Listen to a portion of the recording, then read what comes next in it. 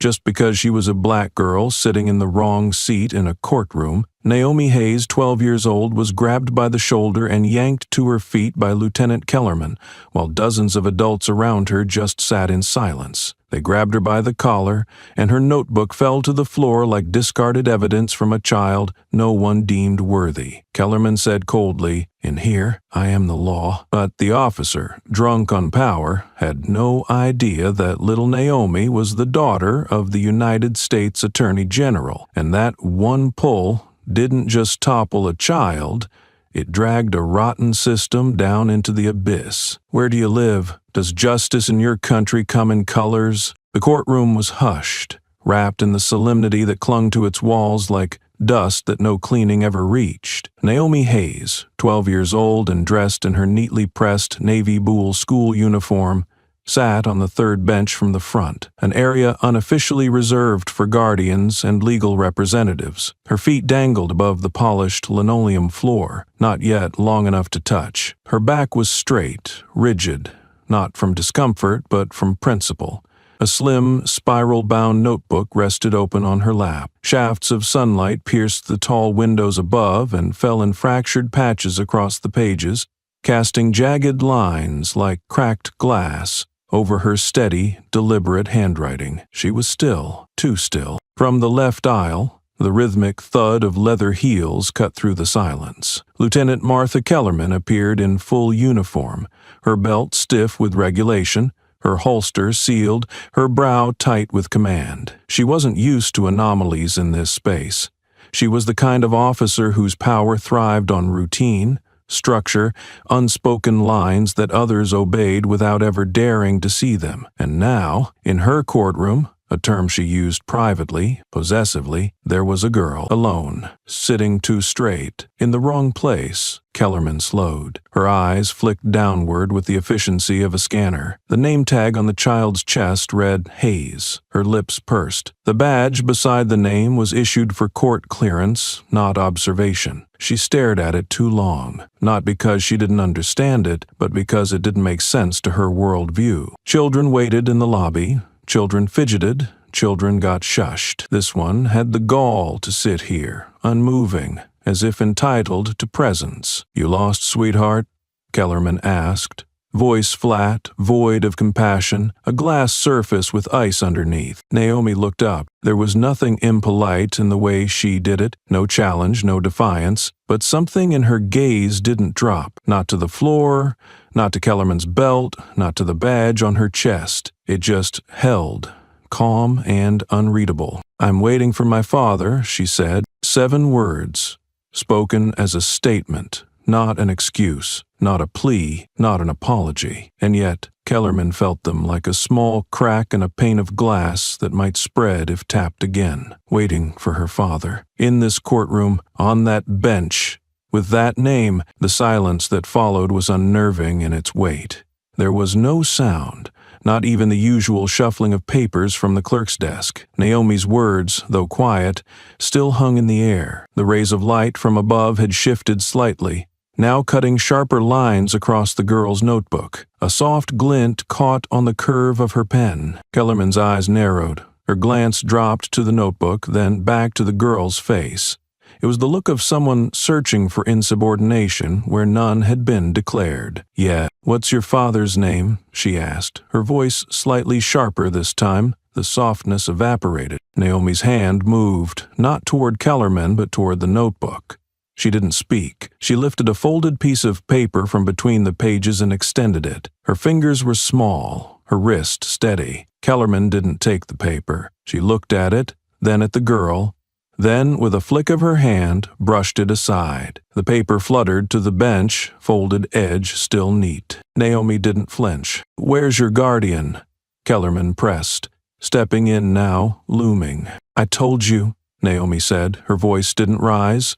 It wasn't stubborn, it was simply consistent. the way facts are. I'm waiting for my father." There was a small intake of breath from someone across the room. Maybe a clerk. Maybe one of the assistants is pretending not to pay attention. But no one spoke. No one dared interrupt whatever this was becoming. Kellerman stood over the girl now. She didn't like this. The silence, the optics, the unwavering tone. It challenged her authority most insidiously, without ever actually disobeying her. She glanced sideways at a junior officer across the room, who instinctively took half a step forward. Kellerman shot him a look that said, "Don't." The officer froze. Naomi looked down for the first time, not at her lap, but at the floor just beside her shoe. Her foot didn't reach it. There was a half-inch of air between her sole and the tile. That half-inch, in this moment, held more gravity than all the badges in the room. "You can't sit here," Kellerman said, and this time her voice wasn't just official.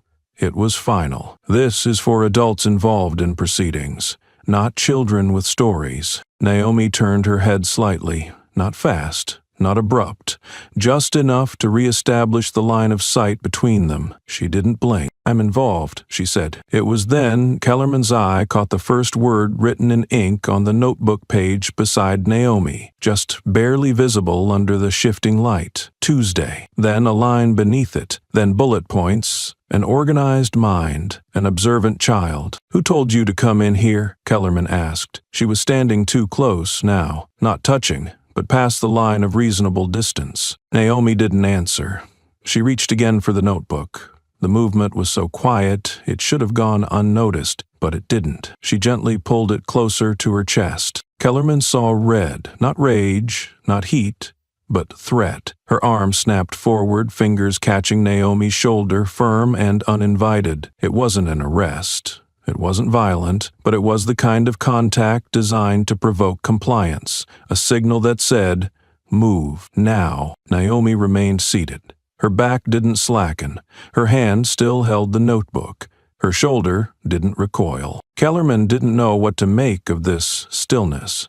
She leaned in. "You don't belong here," she said quietly, slowly, emphasizing every syllable like it was a warning etched in stone. Naomi, in that same steady tone, responded, "I didn't come to belong. I came to wait." A breath caught somewhere in the room. Kellerman's fingers tightened slightly on the child's arm, and Naomi's other hand released the notebook. It slid from her lap, fell edge first, and landed with a loud slap on the floor. The sound was sharper than it should have been. It rang out and died in the corners of the room, like the kind of echo people tried to pretend they didn't hear. All eyes turned, but still, no one spoke. Kellerman's eyes dropped to the floor. The notebook lay open, its pages exposed. On the visible page, written in block letters with a blue ballpoint pen, were the words, "Law doesn't whisper." There was something obscene about seeing those words in a child's handwriting, something too pointed, too clear. Kellerman stared at the letters for a beat too long. "You need to go downstairs," she said, voice now clipped, almost hoarse. Naomi didn't move. "I'm waiting," she said once more.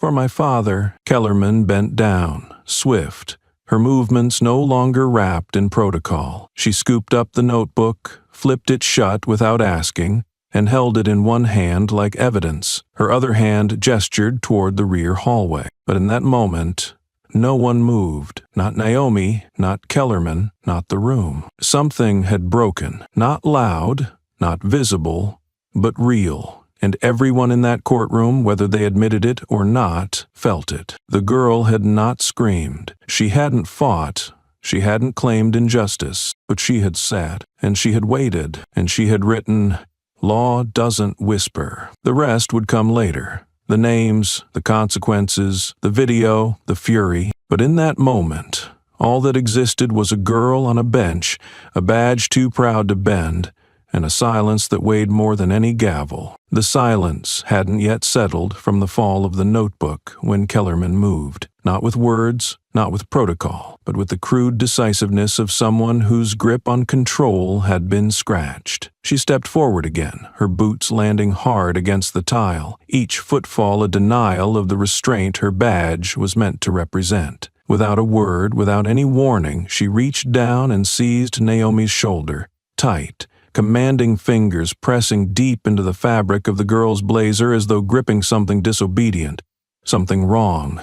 She yanked upward, dragging Naomi to her feet in one abrupt motion that was meant to assert more than force. It was a lesson. "This is an adult area," Kellerman hissed, her voice no longer coated in the detached chill of authority, but cracked open into something bitter. "You belong downstairs." Naomi didn't resist, not physically, not by flinching, not by pulling away. Her posture adjusted to standing as naturally as if she'd chosen it, though it hadn't been her choice. Her face stayed even, eyes still on Kellerman, measured, unblinking. It wasn't defiance, it was precision, and Kellerman hated it. Instead of stepping back or speaking, Naomi let her hand drift slowly downward, fingers parting from the side of her jacket to reach for the notebook Kellerman had picked up only minutes before. She didn't take it, she simply touched it, and with the lightest tug, let it fall. It slipped from the lieutenant's hand and tumbled to the ground again.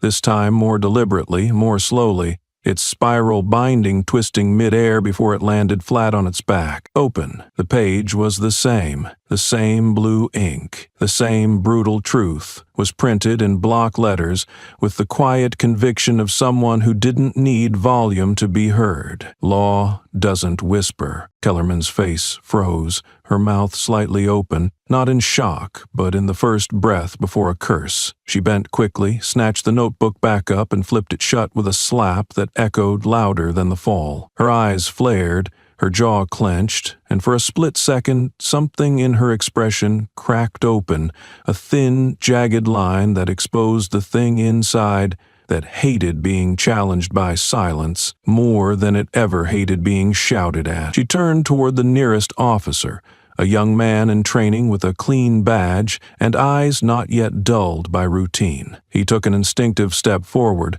drawn by the awkwardness of the interaction, the forcefulness of the gesture, and the thin frame of the girl, now standing stiffly beneath Kellerman's hand. "Lieutenant," he started, uncertain. Her head whipped in his direction. Her stare was sharp, clinical, and lethal. It sliced across the air like a thrown knife. She didn't speak, didn't even need to lift a hand. The look was enough. He stopped mid-step, words dying somewhere between his throat and his pride. He stepped back. Kellerman returned her attention to Naomi. "You don't get to decide where you sit," she spat, her voice curling with disgust, each syllable sharpened with something that reeked of bitterness wrapped in procedure. "You don't get to speak to me like you matter. You don't get to look at me like you belong here." Naomi's eyes didn't move. They stayed locked, unblinking, unbending. "I'm waiting for my father," she said again. But this time, she added, "He's on his way." It wasn't a threat. It wasn't name-dropping.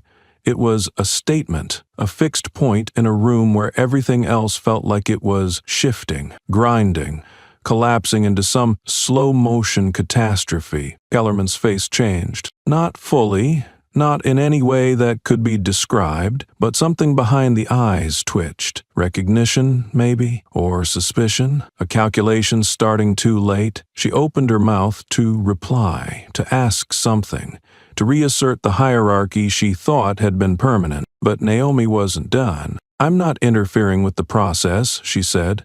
"I'm not making a scene. I'm just waiting where he told me he'd find me." There was nothing in the girl's tone that suggested escalation, but Kellerman felt it anyway. That sour taste of being undermined without being overthrown. The notebook was still in her hand, her fingers tightened around it. "Your father doesn't matter here," Kellerman said, her voice flattening into that dangerous, razor-thin line between insult and verdict. "Whoever he is, whatever you think he is, it doesn't matter." She leaned down again, bringing her face closer to Naomi's, the smell of processed starch and synthetic leather clinging to her uniform like residue from too many roles played for too long. "In this room," she said, voice a quiet, venom-laced whisper, "I am the law." There was no response. Naomi didn't blink. Her gaze didn't flinch. The quiet between them was so dense it felt like smoke. The hallway beyond the courtroom door had gone silent. The assistant clerks had stopped pretending to shuffle paperwork. Even the clicking from the stenographer's keyboard had ceased, as if unsure what language could capture this. The young officer who had stepped forward earlier was now standing frozen by the side wall. His fingers twitched near his belt, where his radio waited. He looked like he wanted to say something, but the force of the atmosphere had drained every available courage from the room. Kellerman hadn't shouted. She didn't need to. The brutality was not in its volume, but in its clarity. "I don't care who your father is," she said again, louder this time, the venom no longer hidden. "In here, I don't ask. I tell. I am the law." It was that last sentence that cracked the silence. Not physically, but emotionally. Like glass hit with a single hammer tap, the fracture was instant. Kellerman's assertion didn't just land. It detonated. It didn't echo. It reverberated through the bodies of everyone present. A sentence that didn't demand understanding but forced submission. Naomi breathed in once, so shallow it barely moved her shoulders. Then she bent, slow and graceful, and picked up her notebook from the floor, wiping off the corner with her sleeve before cradling it against her chest. Her face was unreadable, still calm, still young, still very, very present. No one else spoke. No one else moved. The courtroom was wrapped again in silence. But this time, it was a different kind of quiet. Not the passive kind, not the orderly kind. This was the silence of withheld outrage, of people recording everything not on paper, but in memory. Because now, something had happened. The notebook had fallen twice, and someone had claimed to be the law. The sentence lingered in the air like smoke, curling with menace even after the speaker's lips had closed. "In here, I am the law." It hadn't been yelled. It didn't need volume. What it had instead was density, the kind of weight that pressed against the skin, against the chest, against the walls. Naomi didn't blink. She didn't move. She simply stood there, notebook pressed against her chest, the silence folding itself around her like a cloak. But a silence like that doesn't last forever. It never does. Somewhere in the back row of the courtroom, a thumb twitched. He was barely noticed. A law student, maybe 20, was seated behind the last aisle rail.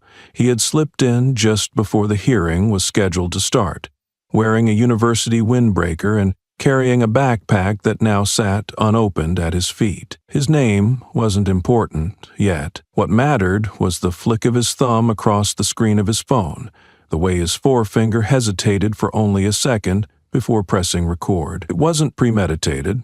It wasn't planned. It was instinct.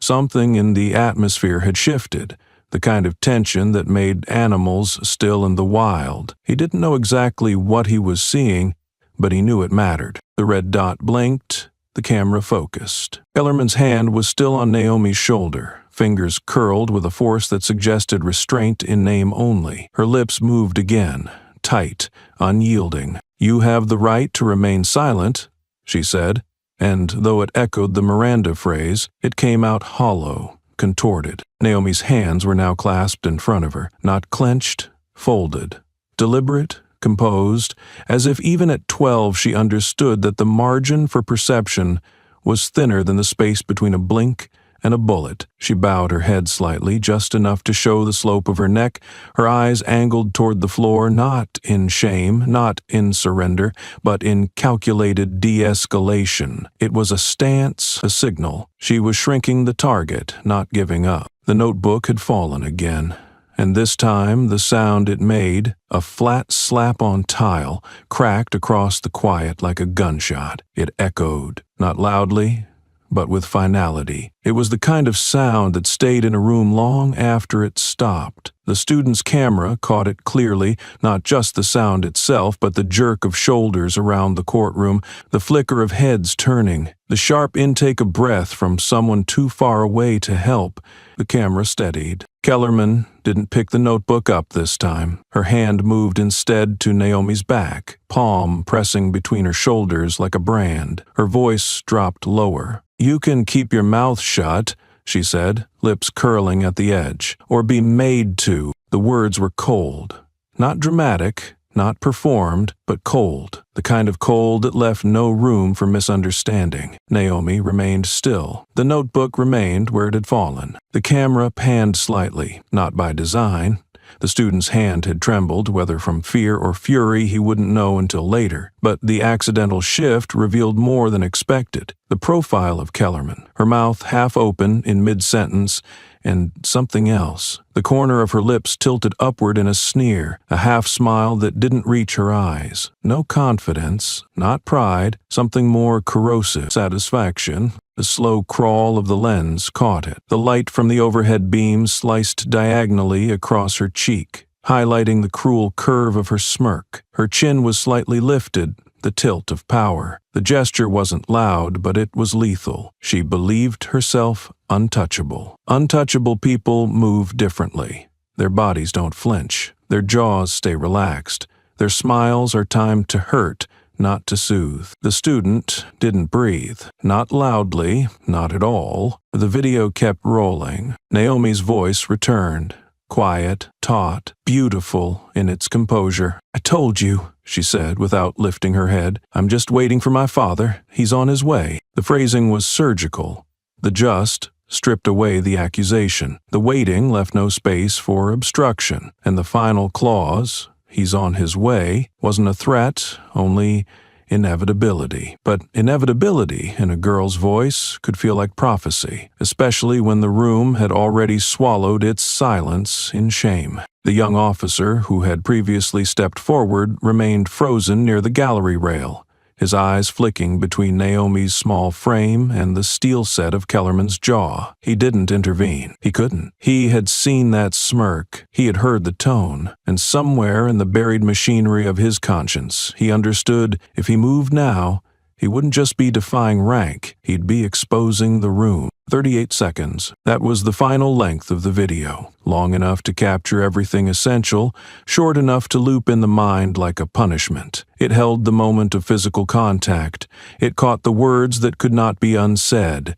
It documented the notebook's second fall. And most damning of all, it caught the look, that slight upward curl of Kellerman's lips as she leaned over the 12-year-old girl and said, "You have the right to be kept silent." The camera stopped recording, not with a press, but with a stutter. The student had fumbled. His hands were shaking, not because he feared retribution, but because the temperature of the room had dropped by degrees no thermostat could register. He knew he had filmed something no classroom could prepare him to interpret. Not yet. There was no outcry, no uproar. Not yet. The room stayed still. The girl stayed standing. The notebook fell, but the footage had been captured. And though none of them knew it yet, in that courtroom, frozen in silence, cloaked in protocol, justice had just found its first weapon. Not a gavel, not a badge, a recording. A red dot, and the echo of a smirk that would not survive sunlight. The weight of Kellerman's words still clung to the courtroom walls like the last hiss of a storm that hadn't finished ruining the land beneath it. Naomi stood motionless,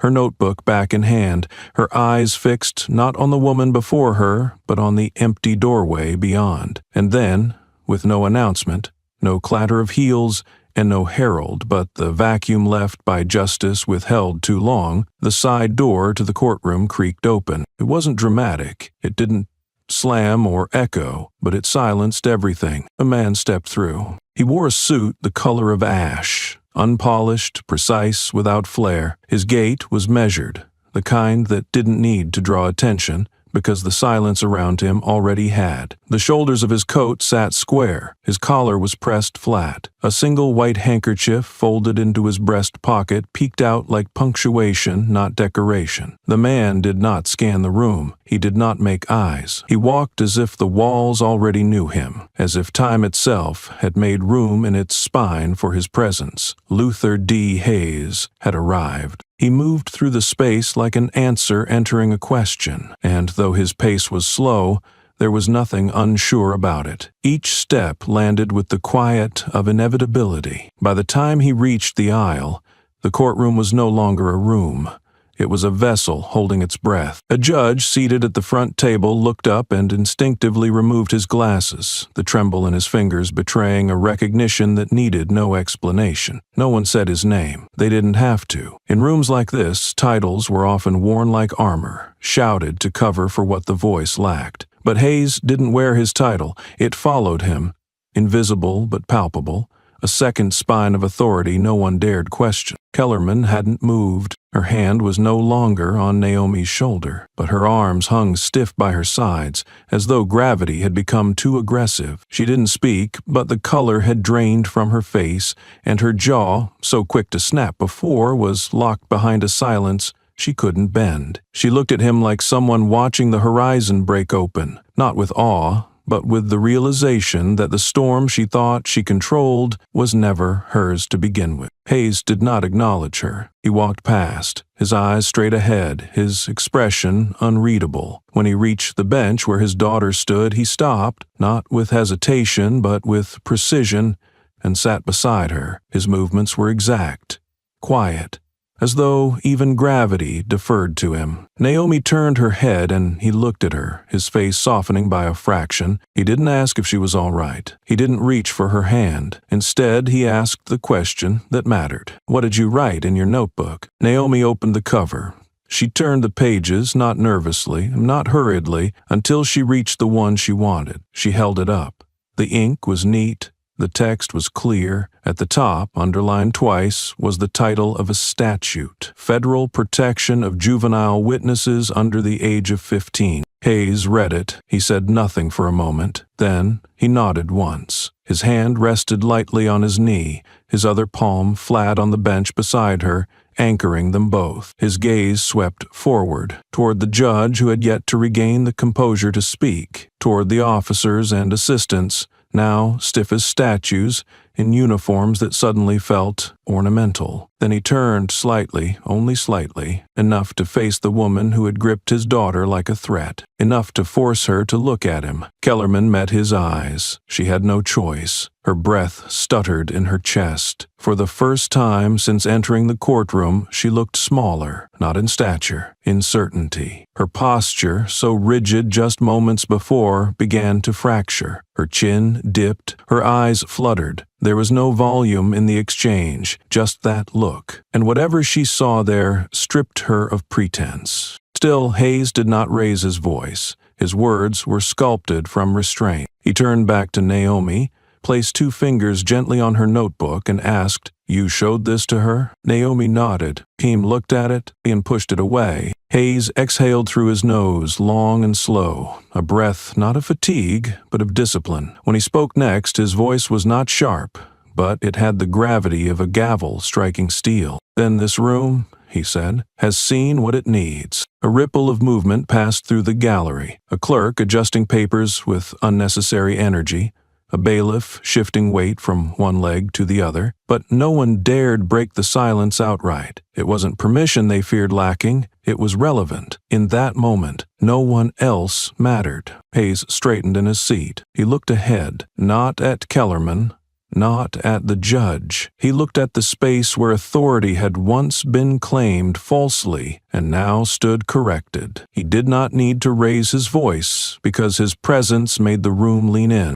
"I'm here today," he said, "as a father." The phrase landed with surgical force. It cut, it calibrated, it removed the mask of power and replaced it with something heavier: responsibility. He paused. His eyes remained steady. Then he added, "Tomorrow morning, I return as the Attorney General." And with that sentence, the courtroom exhaled, not from relief, from realization. It was not the volume of the words that mattered, it was their calibration. No one had interrupted Kellerman. No one had filmed the girl to protect her. No one had spoken on Naomi's behalf when her voice was ignored. But now someone had spoken after her, not for her. And the difference was the line between silence and justice. Kellerman didn't speak. She couldn't. There are moments in life when silence isn't surrender, it's a sentence. Hayes didn't look at her again. He didn't need to. The sentence, "Tomorrow morning I return as the Attorney General," still echoed faintly in the bones of the room,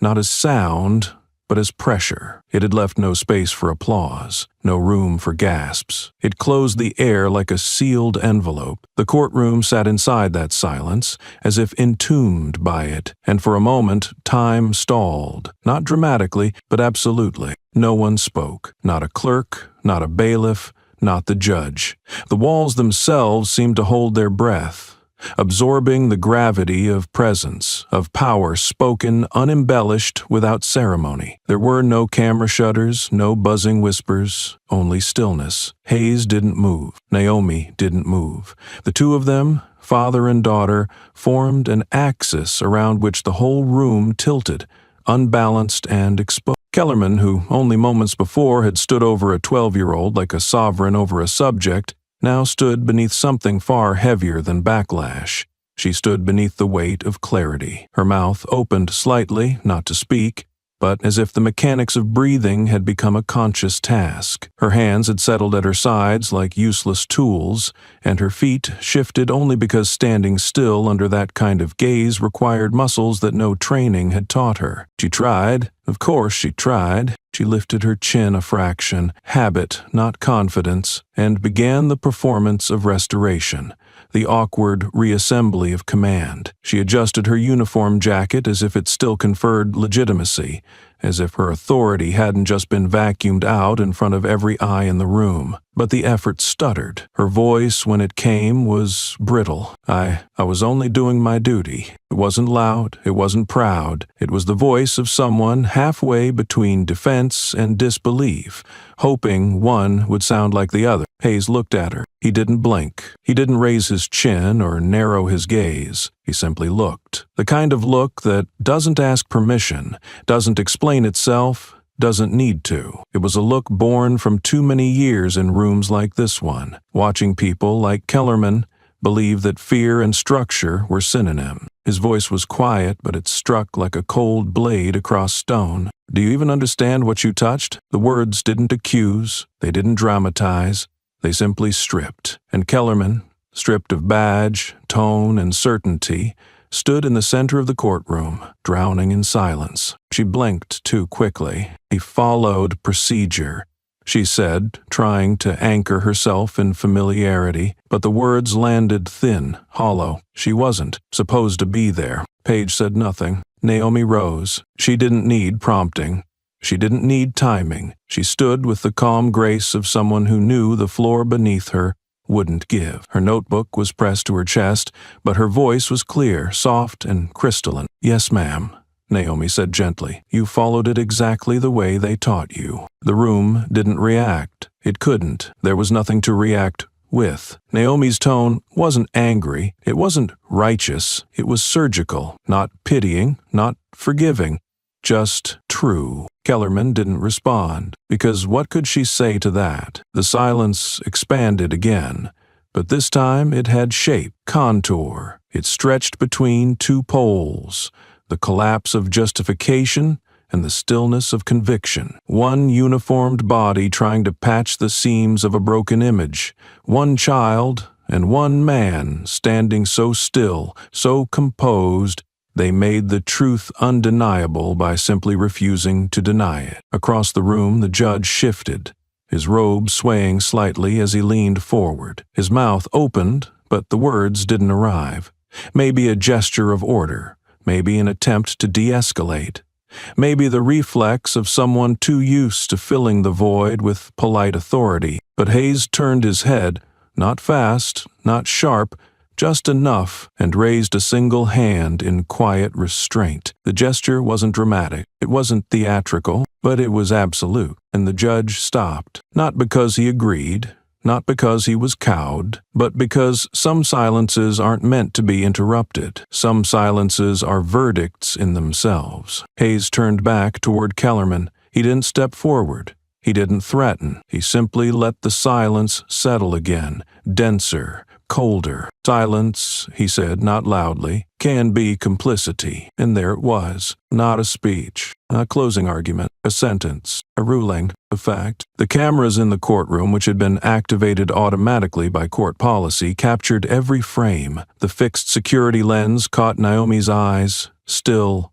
level, unflinching. It caught Hayes's profile, sculpted in shadow and resolve. It caught Kellerman's shoulders rounding just slightly inward, as if her body had finally registered what her mind had not dared admit, that this was not a misunderstanding, not an overreach. It was a reckoning, and every word, every syllable of the exchange was stored, backed up, and time-stamped. No edit, no commentary, just the truth, preserved like evidence. Naomi turned her head toward her father and said nothing. She didn't need to. Her hands were still steady, her breath was even, and Hayes, sensing the moment had yielded all it needed, placed one hand lightly on her back, not to guide, not to protect, but to confirm they were finished here. Kellerman did not move. She remained upright, breathing through her nose, holding her position by willpower alone. She would tell herself later that this wasn't a defeat, that she had stood her ground, that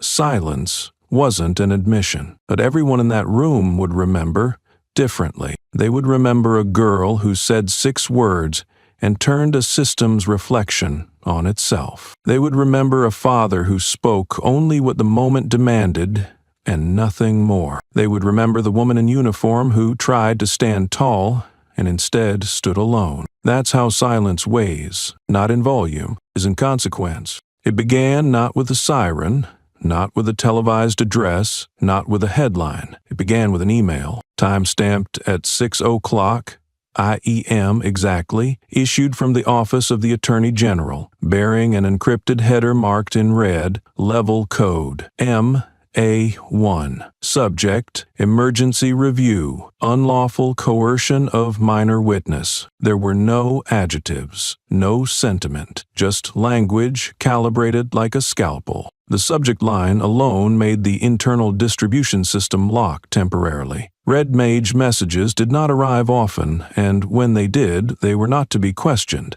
They were to be implemented. The directive ran straight to the inbox of the county sheriff, flagged for priority clearance, attached with a reference to Article 1288C of the Civil Oversight Statutes, Subsection B, actionable orders involving underage witness protection protocol. The sheriff read it twice. His eyes didn't blink the first time. The second time, he swallowed hard. The third time, he called his deputy and told him to stop Kellerman before she reached the building. Lieutenant Martha Kellerman had not yet clocked in for the morning shift. She was driving along the main highway, uniform pressed, name tag clean, the weight of the previous day still rattling inside her skull like a penny in a tin can. She hadn't slept.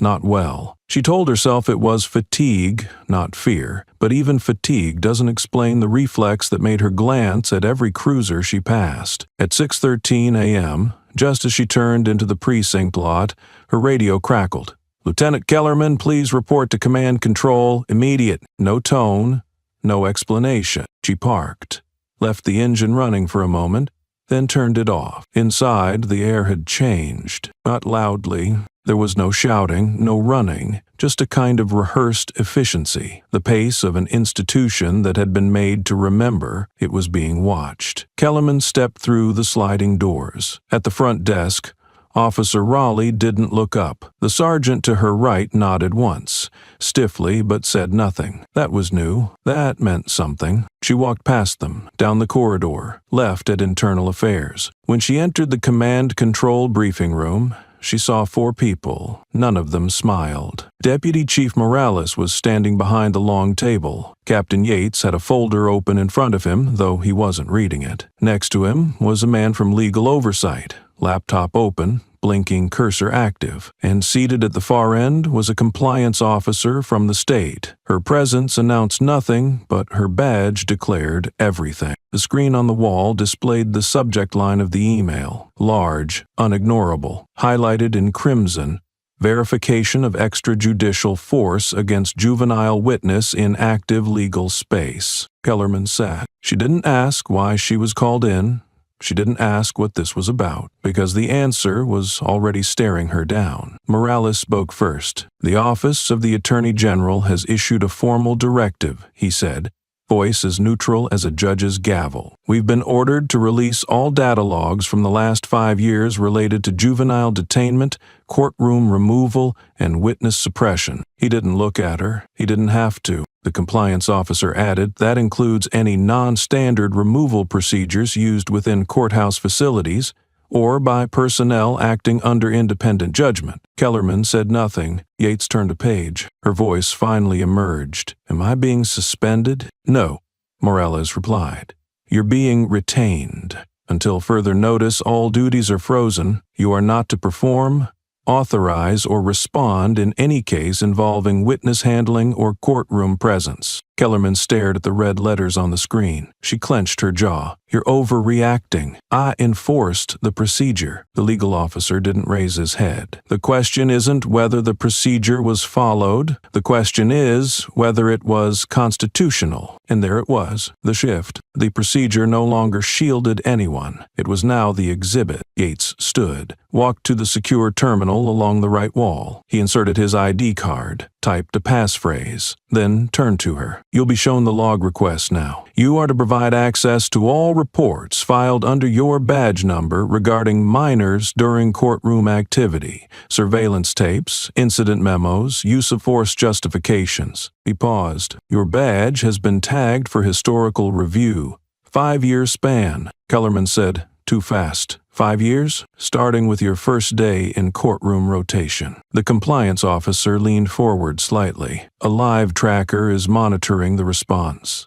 If logs are missing, you will be asked to explain why. If those explanations do not satisfy compliance standards, you will be referred to internal judicial review or beyond. A long pause settled. In another room on the second floor, a secure database was already being opened. A team of forensic analysts had arrived at 5:45 a.m. Their job was not to interpret, only to retrieve. Every entry Kellerman had touched, signed, edited, or approved was now queued. The system's audit trail showed no erasure, but it did show flags, gaps in the metadata, inconsistencies in tagging, and strange timing anomalies in report closure. By 6:48 a.m., 23 of her case logs had been marked for deep-level compliance cross-check. At 6:51 a.m., a biographical report she'd signed off on, just 9 months prior, was flagged by the algorithm for terminology deviation inconsistent with federal witness protection guidelines. By 6:55 a.m., a backup server call had been placed to extract all body cam footage submitted under her command. None of this was loud. None of this was visible from the front desk, but the department felt it. Downstairs, in the internal ops wing, 2 officers who had served on Kellerman's shift the previous year sat in an unlit hallway, waiting to be called. One of them whispered, "It's real. The AG's office just opened the old logs." The other replied without humor, "Then this ain't a review, this is a sweep." The silence that followed wasn't fear. It was a calculation. Everyone knew the chain. Logs lead to footage. Footage leads to transcripts.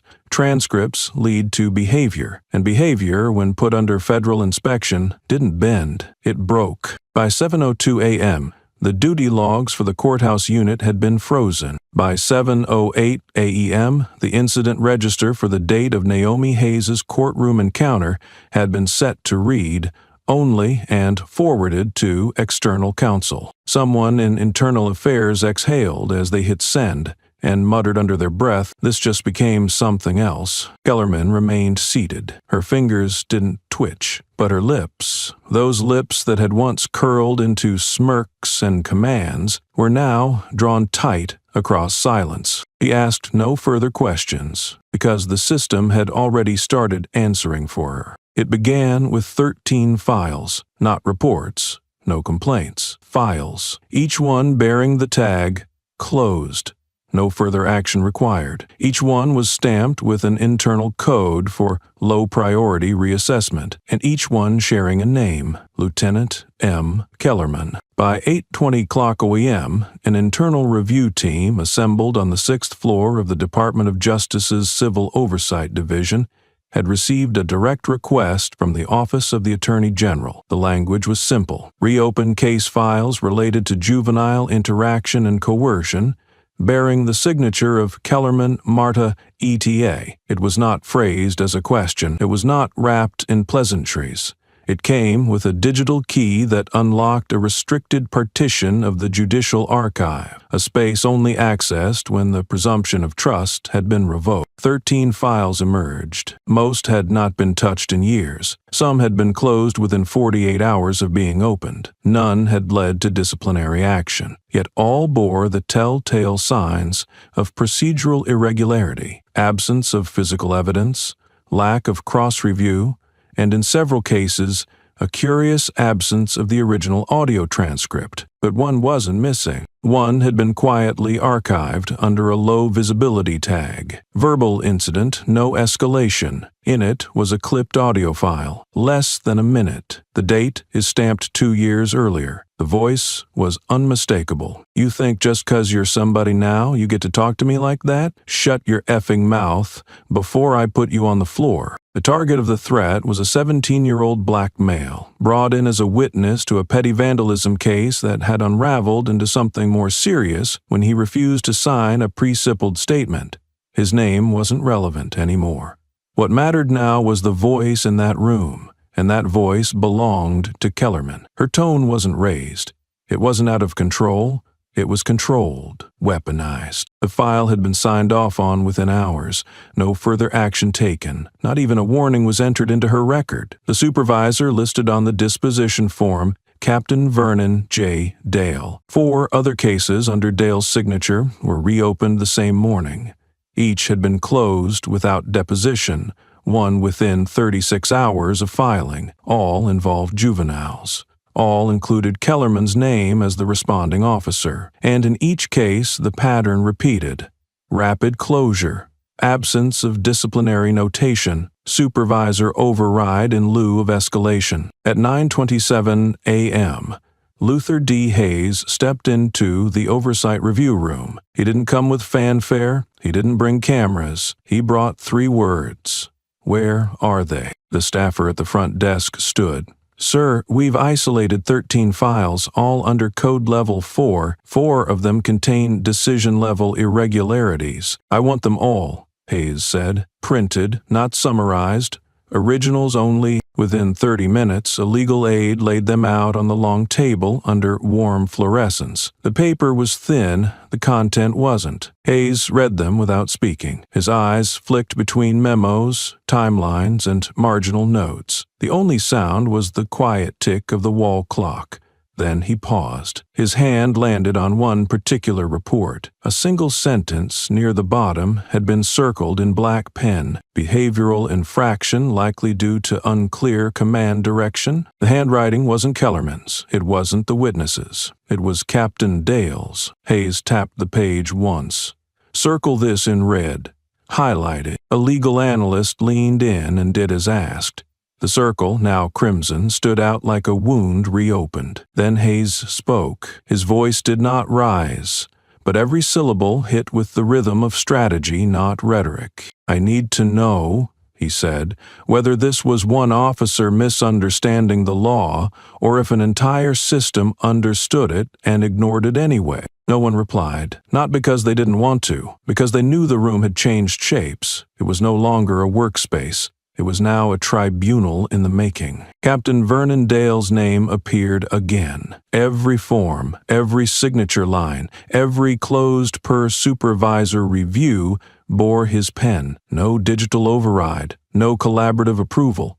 Just one man's sign-off again and again. At 10:41 IEM, Hayes ordered a formal requisition of Dale's original handwritten logs, not the typed reports, the journals, the legal pad margins, the unofficial pages that command-level officers used before the cleanup. The request was sent via encrypted internal courier marked Tier 1 Direct to Compliance. 37 minutes later, 2 leather-bound notebooks arrived. Inside were notes from courthouse rotations, lineups, and administrative decisions made during trial delays. Amid them, under a dated heading 2 years prior, was the following phrase: Redirected complaint. Too much noise on this one. Cleared by Friday. Hayes circled it twice. "This is not about one day," he said. No one argued, because now it wasn't Kellerman under review. It was the spine of everything that had allowed her to speak that way, act that way, close those cases, and walk back into work each morning without a question asked. Hayes turned to his aide. "Summon Dale." A pause. Today, Hayes didn't look up. He will not sleep through this. Outside the oversight room, down the corridor, in compliance holding, an assistant whispered to her colleague, "You hear what they found?" The other answered without turning around. Hayes isn't building a case. Pause. He's building a precedent, and that, more than any headline, any news cycle, any quote, was what made the walls begin to sweat. It was a routine morning briefing, on the calendar at least. The chairs in the operations room were filled, the projection screen ready, and the coffee was still bitter from the overnight pot. But nothing about the posture in the room was normal. The conversation was clipped, sparse, punctuated by side eyes and silence. No one said her name aloud, but they didn't need to. Her shadow had already arrived. At 7:59 a.m., Lieutenant Martha Kellerman stepped into the briefing room wearing her full uniform. It was pressed perfectly, the gold insignia pinned square to her collarbone, the badge polished like always. Her boots didn't squeak. Her eyes didn't blink. She had survived worse stares than these, or so she told herself. But the air wasn't cold. It was clinical, and when the door clicked shut behind her, she realized no one had offered her a seat. At the front of the room, beside the precinct's second-in-command, stood a man in a dark suit. He didn't introduce himself. His jacket stayed buttoned, his hands rested at his sides, and his expression never wavered. When he spoke, his voice was dry, formal, in a way that made rank feel irrelevant. "Lieutenant Kellerman," he said, "I'm Special Agent Randall Cole, Federal Bureau of Investigation." She didn't flinch. She had heard the cadence before. She had used it herself when cornering suspects, too slow to recognize what tone meant. But it felt different now. Not heavier, cleaner, like metal drawn straight from a cold forge. "We are executing a federal directive, issued this morning by order of the Department of Justice," Cole continued. "You are instructed to relinquish your badge and sidearm, effective immediately, under Title 18, subsection 214, obstruction and coercion involving protected juvenile witnesses under federal review." There were no gasps, just stillness. The badge on her chest seemed to grow heavier by the second. Kellerman exhaled, the sound sharp in the still air. "You're making this bigger than it is." Cole didn't blink. "No, Lieutenant. You already did." She didn't reach for the badge right away. Her fingers hovered, then retreated. Not in refusal, more like delay. Her mouth tightened. "This is political," she said, almost to herself. Cole didn't move. "This is law." It wasn't a threat. It wasn't an argument. It was a sentence, and the room absorbed it like stone. Finally, she unfastened the clasp. Her badge came off slower than usual, as if the metal resisted. It clicked faintly as she laid it on the table. Her weapon followed. One motion, practiced, professional, but her hands lingered just long enough to betray the tremor in her wrist. Agent Cole reached forward and picked up the items without fanfare. He did not gloat. He did not explain further. He simply turned slightly and nodded to the second officer at the door. A pause, then a voice over the radio. "Unit Bravo, escort is ready." And then the hallway. The hallway wasn't long, but that morning it may as well have been a runway through judgment. 2 officers flanked her, standard procedure, not cuffed, not touched, just walked. But everything about the moment screamed exception, not routine. The linoleum floor was too polished, the fluorescent lights are too white, even the air smelled sterile, like the building itself was trying to disinfect what she had left behind. No one spoke. The silence wasn't awkward. It was practiced, heavy. There were uniformed officers she had trained, supervisors she had once corrected, and juniors who had once stood straighter when she passed. None made eye contact now.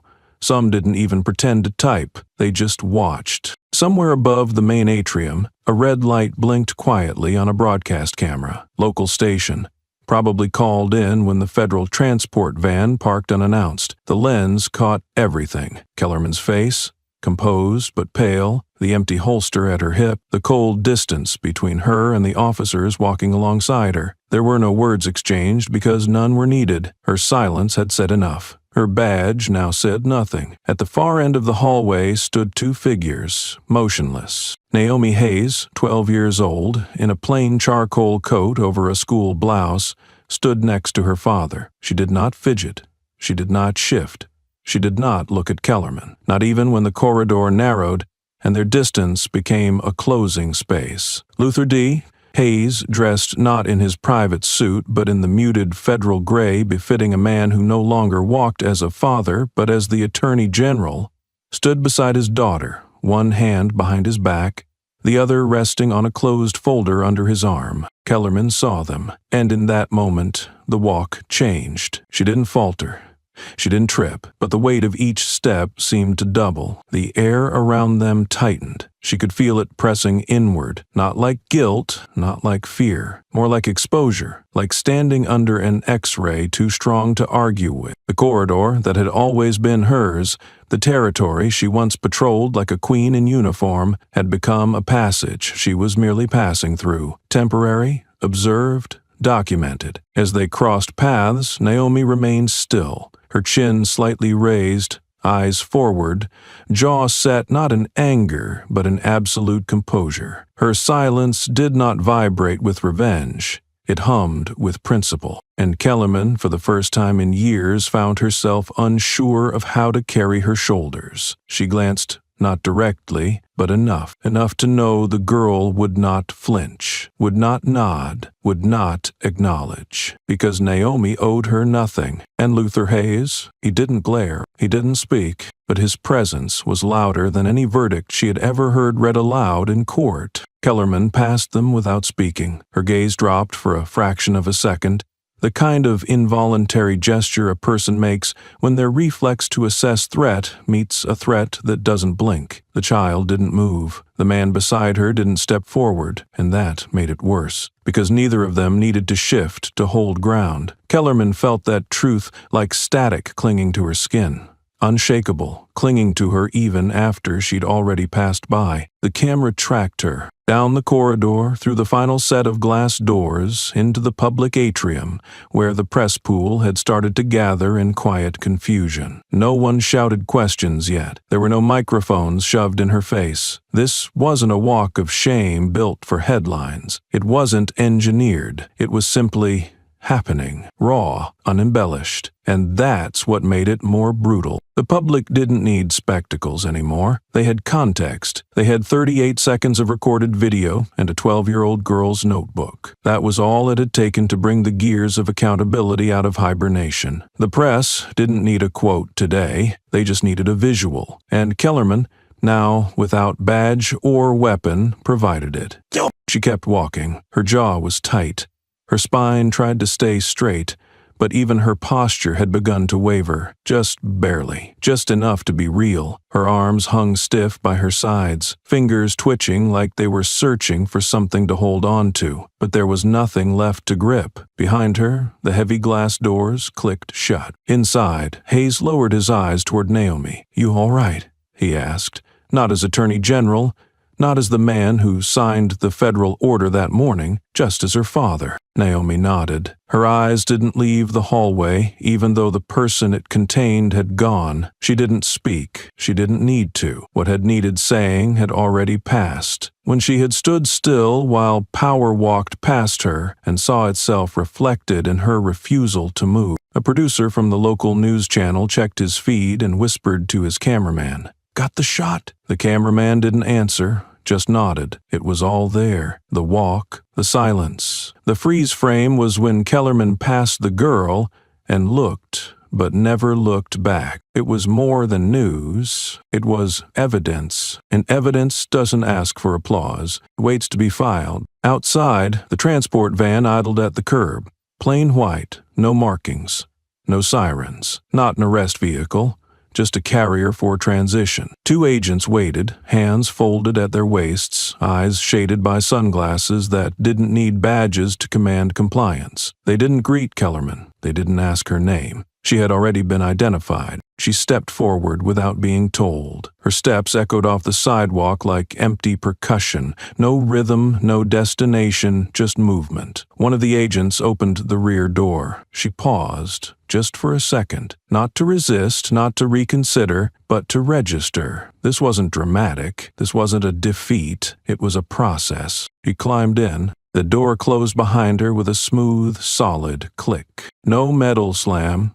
No flash, just finality. Across the street, behind tinted windows on the third floor of the courthouse, a deputy watched through the blinds and whispered, "That's the last time she'll walk out of here like that." No one answered, because some truths are too obvious to require agreement. Inside the van, Kellerman sat alone. Her hands rested in her lap, fingers no longer twitching. There was nothing left to adjust. Her badge was gone, her weapon turned in. Her name, once spoken with a mixture of fear and respect in precinct corridors, was now archived under a new label, subject of inquiry. But she wasn't thinking about labels now. She was thinking about eyes, not the ones staring at her, the ones that didn't meet her on the walk. The girl's eyes, still, her calm, unmoved. She hadn't even turned her head. That silence, that refusal to give her even a flicker of acknowledgement, had done more damage than any shouted accusation. It had told the world, you are not worthy of a reaction. And for a woman who had lived her entire career provoking them, bending them, extracting them, being denied one was the sharpest verdict of all. As the van pulled away, the courthouse faded behind her. No one watched it leave. Naomi and Hayes had already gone back inside. There were no victory laps, no press conference, just a hallway left, slightly quieter than before, and a name, Kellerman. That no longer carried weight, but the echo of its unraveling. The hallway had quieted. The doors had closed, and the cameras had long since stopped blinking. But Naomi Hayes was not finished. Because long before any of them had seen her as a witness, she had already written herself into the story, as a recorder, not just a survivor. She sat now, alone at the kitchen table, a cup of warm tea beside her, untouched. Her notebook lay open, not the old one, the one from the courtroom, the one that had already been immortalized on every screen in the country, but a different one, newer, thicker, bound in dark green cloth with no label on the front, no title to call attention to it. She didn't need a title. She knew what it was. She wrote slowly. Not because she didn't know what to say, but because every word mattered. Her handwriting was neat, each letter upright, deliberate. The page she was working on had a heading already written in all caps, underlined twice. Entry, the day a badge got quiet. Below that she wrote, "Justice doesn't bow.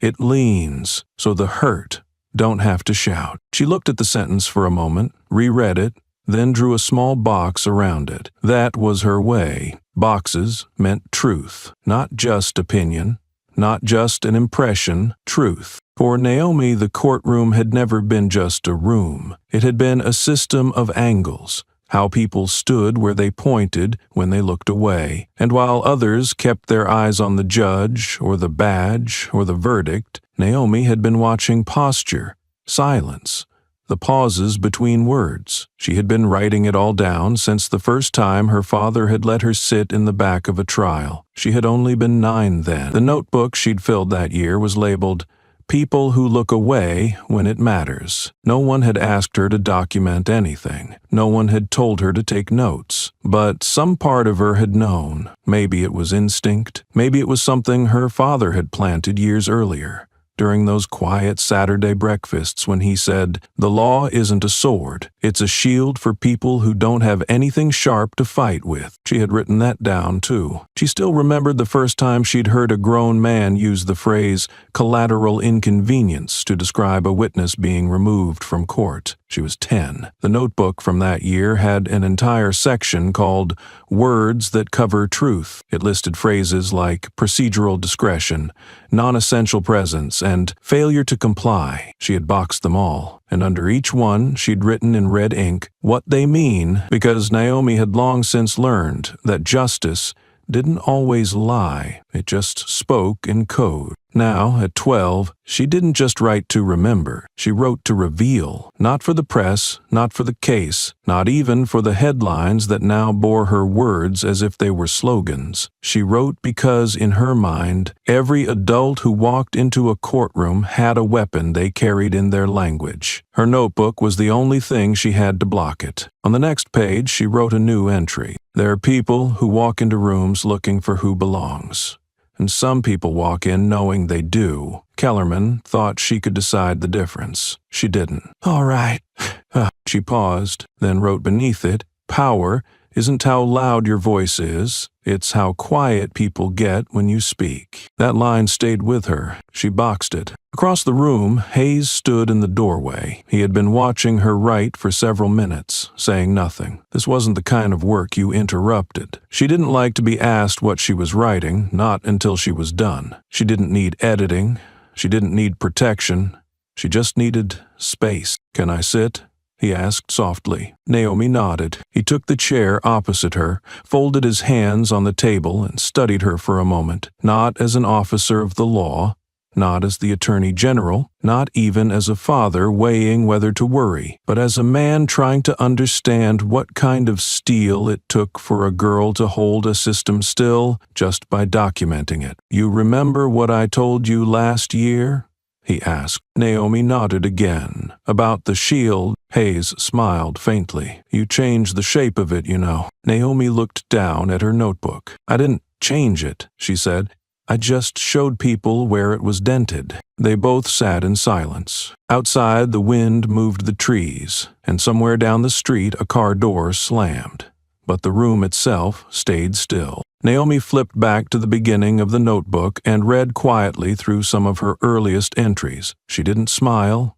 She didn't flinch. She didn't skip pages. Each one held a moment someone else had tried to forget. She had written them so they wouldn't. On the final page of her last notebook, the one that now sat in evidence storage, she had written a line she hadn't shared with anyone yet. Even Hayes hadn't seen it, but she remembered it by heart. If the law forgets the small, it forgets itself. That was the line that mattered. That was the line that had turned her from a witness into a writer of record. The room wasn't large, but it felt like the center of the world. It was a converted media briefing hall inside the Department of Justice, meant for procedural updates and prepared statements. Nothing about it was built for history. The lighting was flat, the chairs utilitarian, the backdrop a simple seal against a pale blue wall. But none of that mattered. Not when Naomi Hayes stepped up to the podium alone. She didn't wear anything dramatic. A white shirt, a navy skirt, her hair pulled back, no makeup, no pin, no signs of identity beyond the name tag that read Naomi. It was clipped to her left side, slightly crooked. She didn't fix it. A dozen cameras were trained on her. 3 rows of reporters sat silently, notebooks open but untouched. No one wanted to miss the first word. She took a breath, then another, then spoke. They said I was sitting in the wrong seat. That was it, just that, and the silence that followed was thunderous. I was told that space was for guardians, adults, people who had the right to be there. But if justice has a seat, if fairness has a place to sit, who decides where it belongs? Who decided I didn't? Was he right? Was he wrong? Sometimes I think that it was justice and I didn't know what to do or say. Her voice didn't shake. She didn't raise it, but the force behind it could have shattered every gavel in the building. Naomi glanced down briefly at the notes she hadn't written.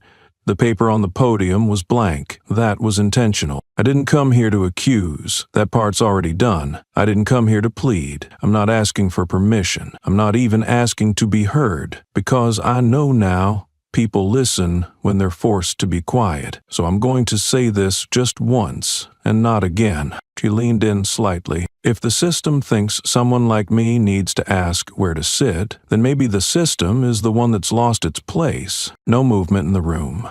No clicks, no whispers. Even the sound technician had stopped adjusting dials. Naomi continued. Some said I was brave, that I held my ground. But that's not what happened. What happened was, I remembered what my father taught me. The law is not a weapon. It is a shield. And shields don't work unless someone is willing to hold them. Her hand tightened slightly around the podium edge. I held mine. That's all. She looked out at the cameras now fully, not into the lens, but through it, past the reporters, past the polished shoes and folded hands, to the people watching from screens at home, the ones who weren't invited into these rooms, the ones who didn't even know they were allowed. They called me a witness, she said, her tone flattening, sharpening. But I was a writer first. Every day in that courtroom, I took notes, not because I wanted to remember, but because I knew the moment I left, people would try to forget. She reached into her bag and pulled out the original notebook, the one with the worn spine and corners soft from constant turning. She held it up for a moment, not for drama, just to prove it was real. This is not evidence, she said.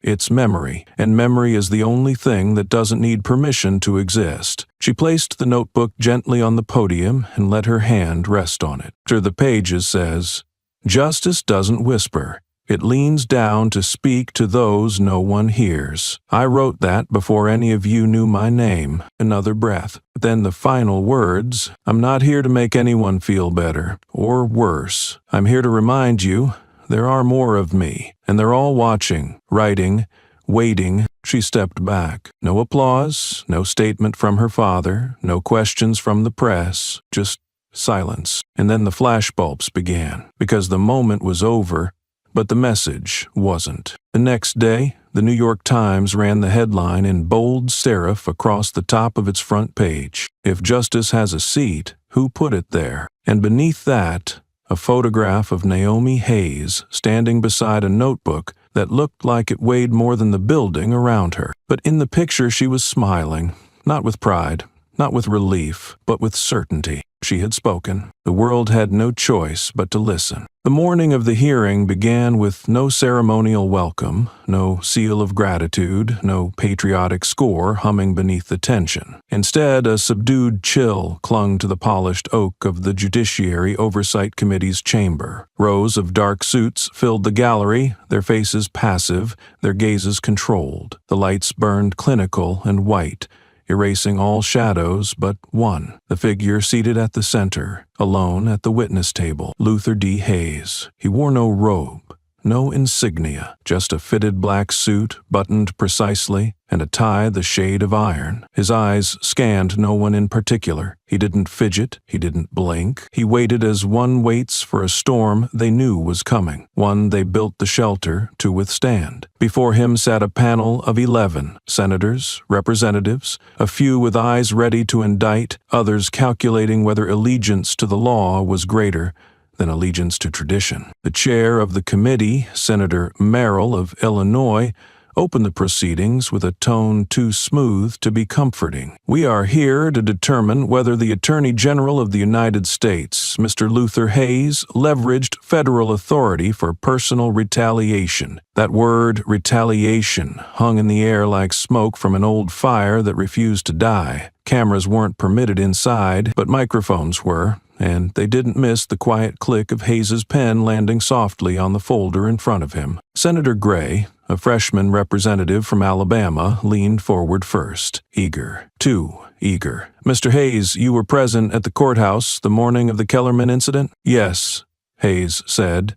His voice was level, neither cold nor cordial. It was the sound of steel being weighed, not drawn. Gray pounced. And you intervened, personally, in the internal handling of a local police issue? Hayes tilted his head slightly. No, I responded as a father. But the very next morning, Gray said, voice rising, you issued a federal red file directive. You bypassed the regional review. You opened sealed complaints. You activated oversight protocols meant for systemic failures. Are you telling us that wasn't personal? Hayes didn't move. His stillness spoke more than anger ever could. I didn't bypass. I executed authority legally housed within my office. The room held still. That word again, legally. He was daring them to challenge the definition. Senator Klein, older, seasoned, leaned on the table. Mr. Hayes, you were deeply affected by what occurred. Any father would be. But do you understand how it looks when the top legal officer of the country uses national channels to pursue a county officer within 24 hours? Yes, Hayes said again, this time quieter. Then why do it? He didn't blink.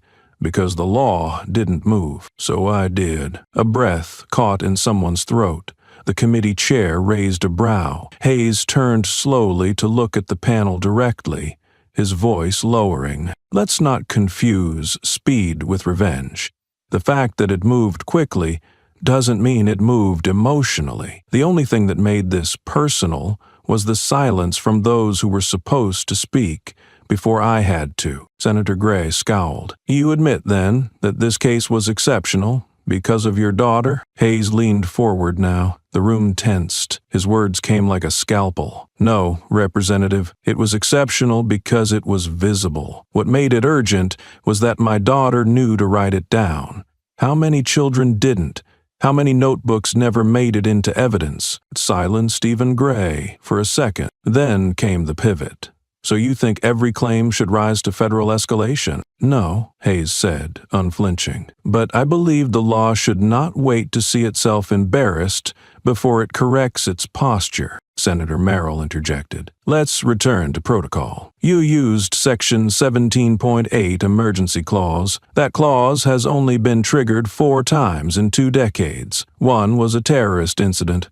Another involved a governor's corruption case. Do you believe Officer Kellerman's behavior justified that classification? Yes, Hayes answered. On what grounds? Hayes opened his folder. He didn't look at the papers, just placed his hand flat on them. Because systemic corrosion doesn't announce itself with explosives. It erodes in courtrooms, where a child is told her name badge is more offensive than misconduct. I acted because the badge that morning belonged to someone who thought their power exempted them from the law's reach. That is not local, that is federal. Another silence fell, the kind that only truths cause, not by their volume, but by the clarity that follows. And just as the next question was forming, Hayes cut in. You want to know if I'm angry? His voice barely rose. I am, but not for my child. I'm angry that this chamber only convened after the footage. The law had to be recorded to be respected, that the burden of proof now sits on the shoulders of a 12-year-old girl who didn't speak to win but to survive being silenced again. A pause. Then he delivered the line they'd remember, long after the hearing adjourned. I didn't retaliate. I reset the order. Because if the law has to ask permission to correct itself, it's not a law, it's performance. The hush that followed Hayes's words didn't ask for permission.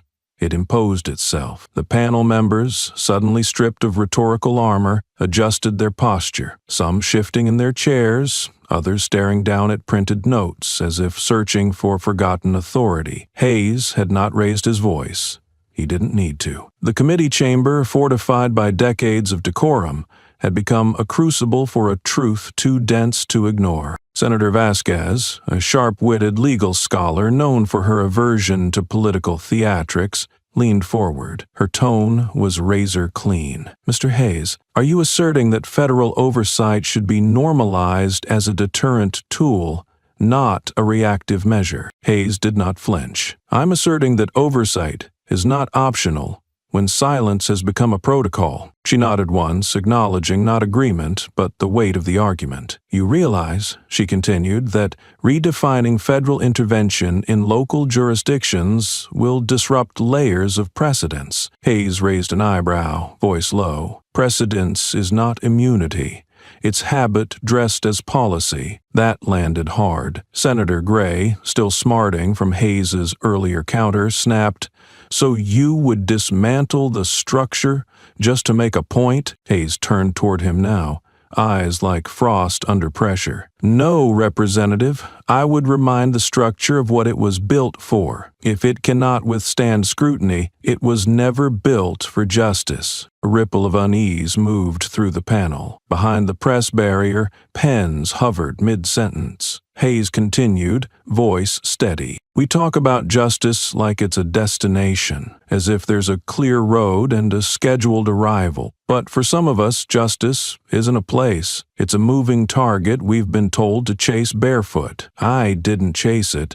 I built a line it could no longer ignore. Senator Merrill's gavel tapped once, not for order, but to mark the shift in tone. Let the record reflect Mr. Hayes' statement on the operational interpretation of federal authority in misconduct oversight. Major Mason, Napoleon, and Masterson engaged once more, but it was more than that.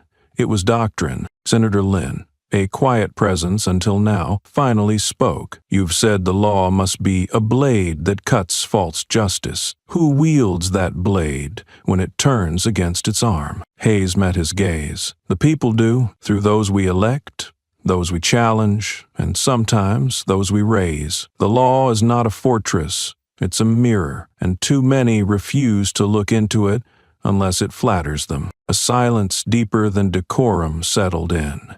Even the stenographer's keys paused. Then one final question broke through. From Senator Monroe, a veteran of judicial reform. Would you do it again?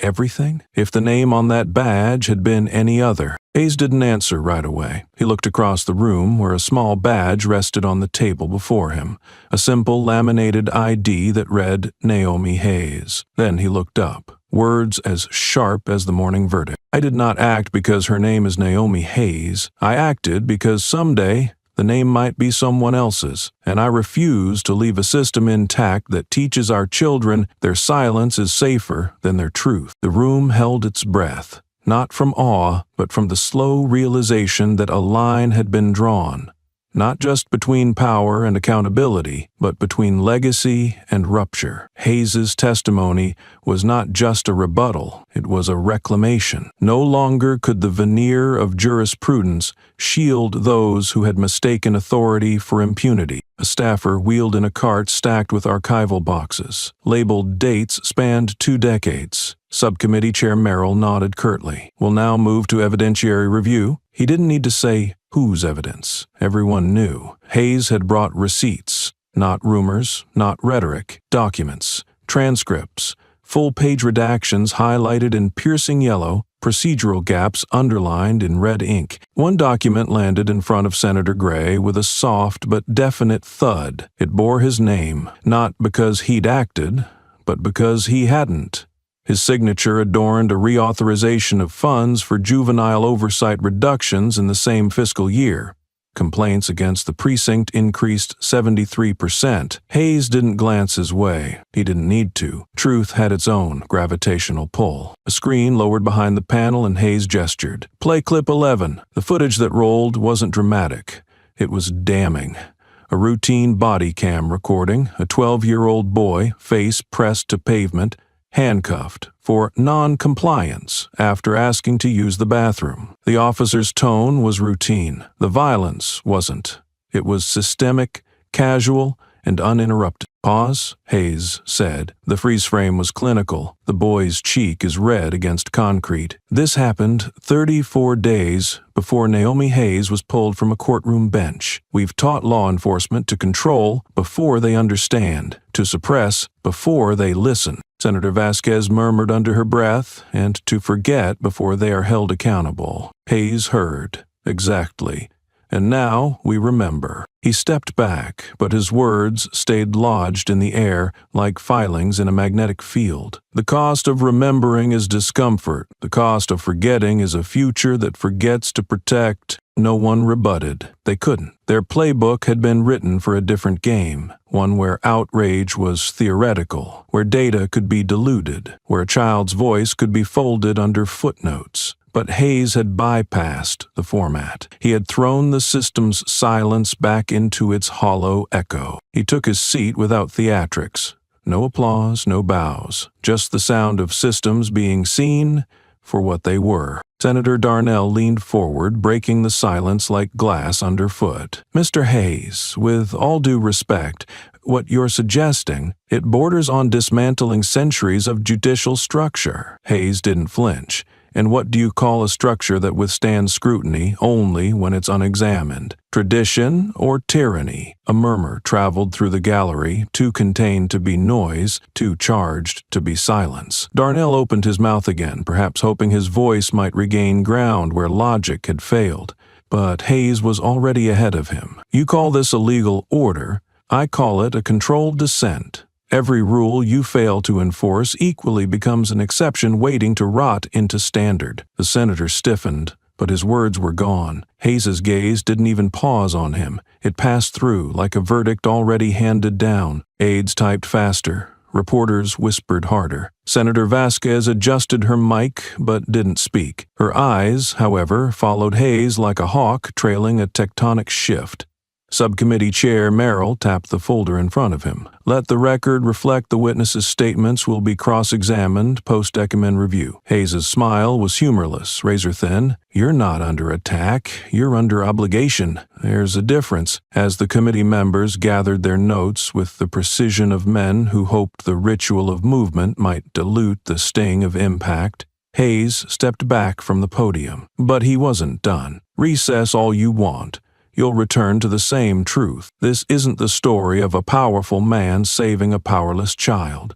It's the story of a system that made itself deaf until it was forced to listen in court." He turned to leave, and the room, for once, knew better than to interrupt a silence earned by truth. Naomi was waiting outside the hearing room, seated on a wooden bench with her knees tucked slightly inward, her pen still. When her father approached, she didn't speak. She handed him a folded piece of paper. He opened it. 4 words in her neat, sharp cursive. "Still not the end." Hayes nodded once, the way generals nod before the battle resumes. Not out of pride, but preparation. He handed her a copy of the hearing transcript. "You write the part they'll cut." Naomi didn't blink. "I already started." That night, under a single desk lamp, Naomi flipped open the newest page of her notebook and wrote down the names no one had mentioned. Not headlines, not hashtags, just initials, dates, silence. But between each line, a clarity formed.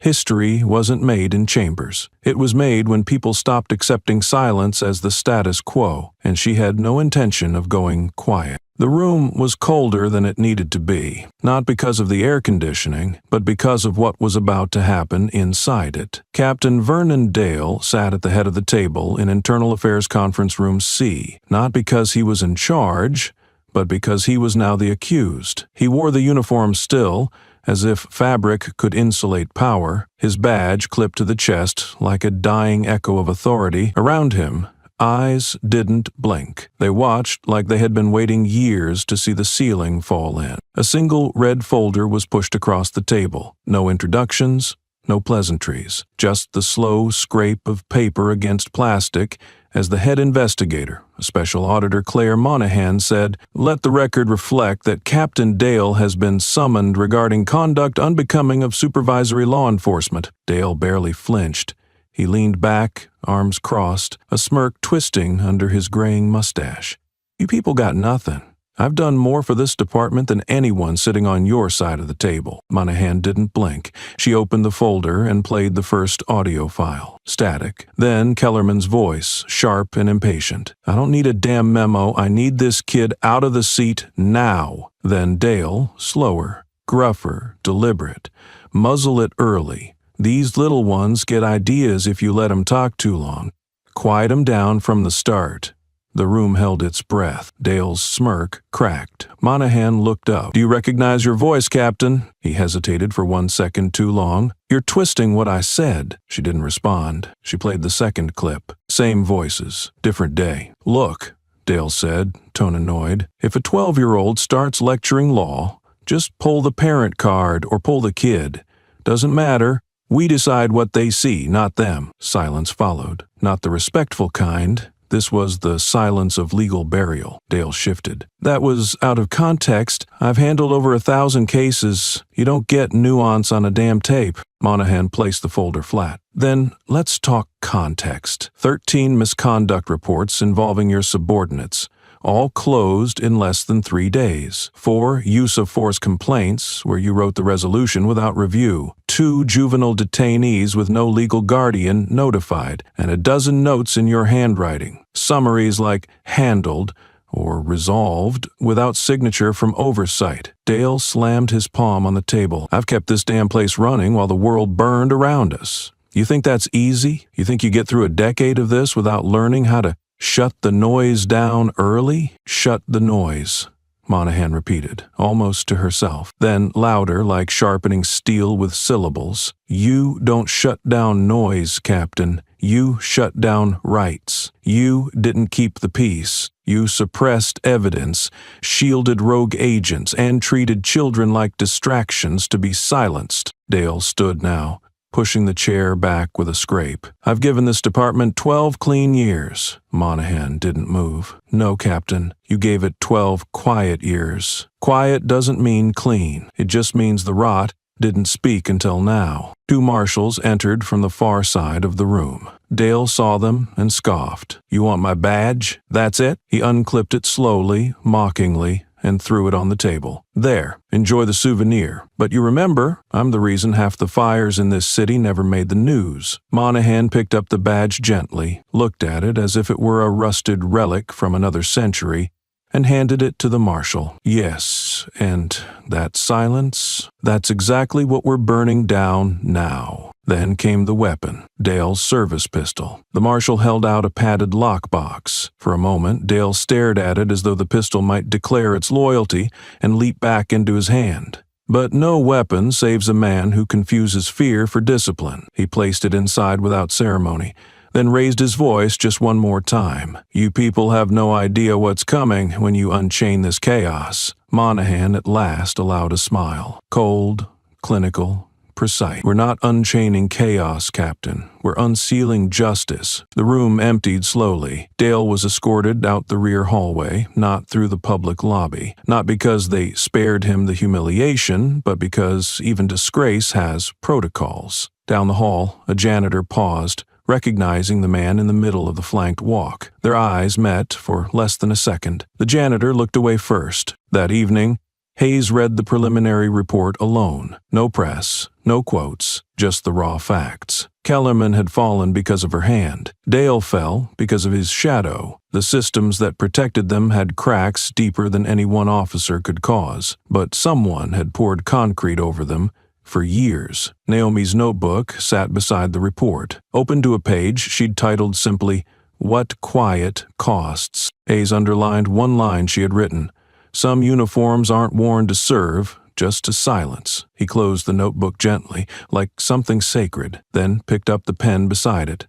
Not to sign a release, not to authorize a statement, just to write a single date in the corner. The day a captain learned that power without conscience isn't law, it's control, and control is always temporary. The envelope was thick, embossed, and reeked of civility, the kind that comes wrapped in velvet gloves before it slides a blade. Hayes turned it over twice before opening it. He already knew what it would contain. The letterhead was from a prestigious law firm whose clients never waited in line and whose apologies were always printed in 12-point font with disclaimers. A formal settlement offer. $8.2 million, itemized, structured, sanitized. He laid the document on the kitchen table, its weight more psychological than physical. Naomi stood a few feet away, arms folded, not in fear but in calculation. She was 12, but the air around her had aged by decades since that courtroom. Hayes read the summary aloud. Compensatory damages, psychological hardship,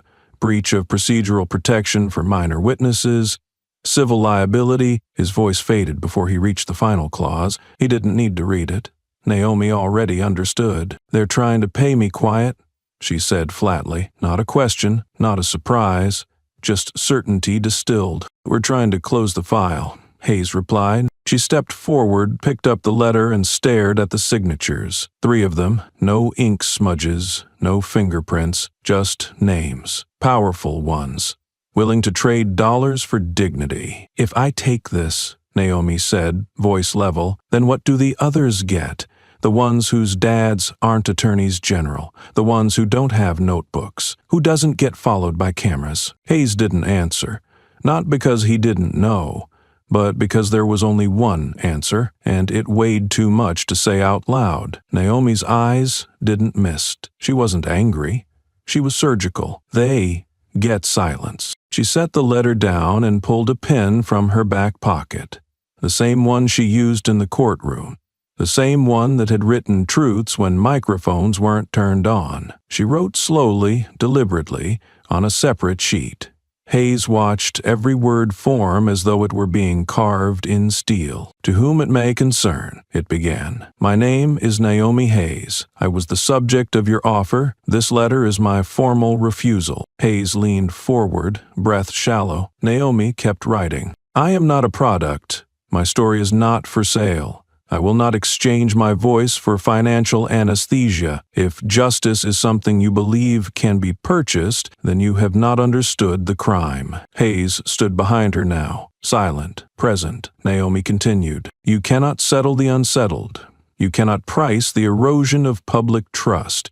And no one, not you, not the courts, not the systems built to fail us, has the authority to define what my dignity is worth." She signed it, carefully, clearly, then added a single line at the bottom, underlined twice. "No one gets to price what they tried to erase." She handed the letter to her father, and for a moment the kitchen, the same one where they once made waffles and avoided politics, became a courtroom of a different kind. Hayes folded the paper and slid it into a fresh envelope. "I'll deliver it myself," he said. The rejection of the $8 million offer had barely echoed through the legal corridors when the real tremor began. It wasn't in the boardrooms or press conferences where such decisions were typically dissected. It started instead in inboxes and legislative subchannels, places where silence had long held domain. Within 48 hours of the Hayes family's response, the first wave of review requests hit the federal docket, not just from activists or family lawyers. This time, it was the institutions themselves. Civil rights organizations, watchdog groups, education boards, and even pediatric psychology councils issued statements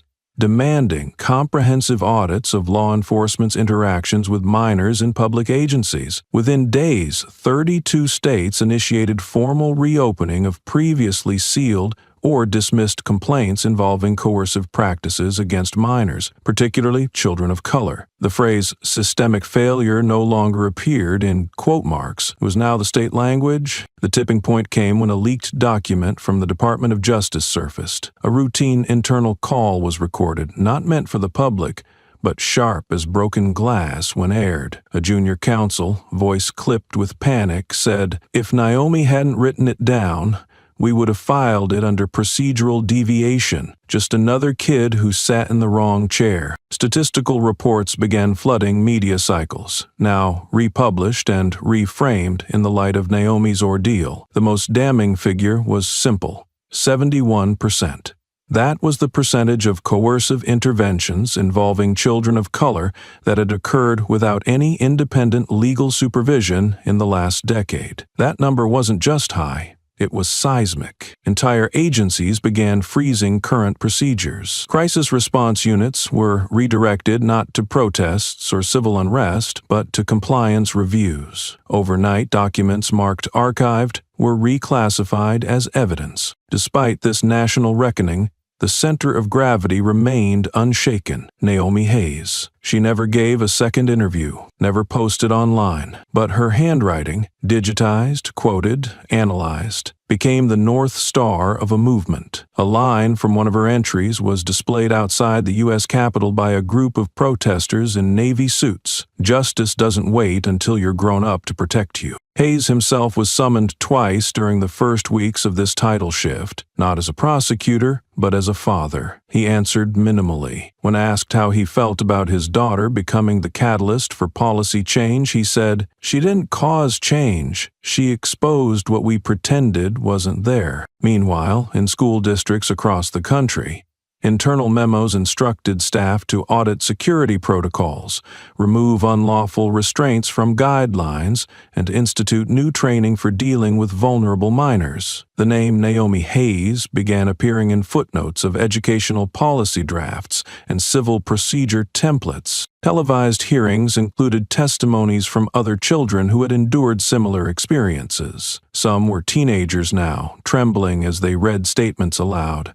Others were younger, clutching prepared scripts. The haunting echo, "I thought I was alone." Naomi's silence had become a mirror, forcing others to speak. Even the financial world responded. 2 major insurance providers for municipal law enforcement agencies announced policy hikes for departments failing to comply with revised procedural norms. Risk had a new metric: ignorance. Yet through all of this, the image that persisted wasn't a courtroom or a hearing. It was still that third-row bench, and the girl sitting too upright, legs dangling, eyes level. It was the stillness of her. The page was on her lap. The sentence that never needed an exclamation point to pierce the noise: "Law doesn't whisper." By the close of the second week, a national task force was formed, an unprecedented coalition between federal oversight, civil liberties organizations, juvenile advocacy groups, and legal ethicists. Their first directive: define what constitutes coercion against a minor in every state statute. Their second: remove immunity from enforcement officers acting beyond protocol. At the launch briefing, one of the commissioners,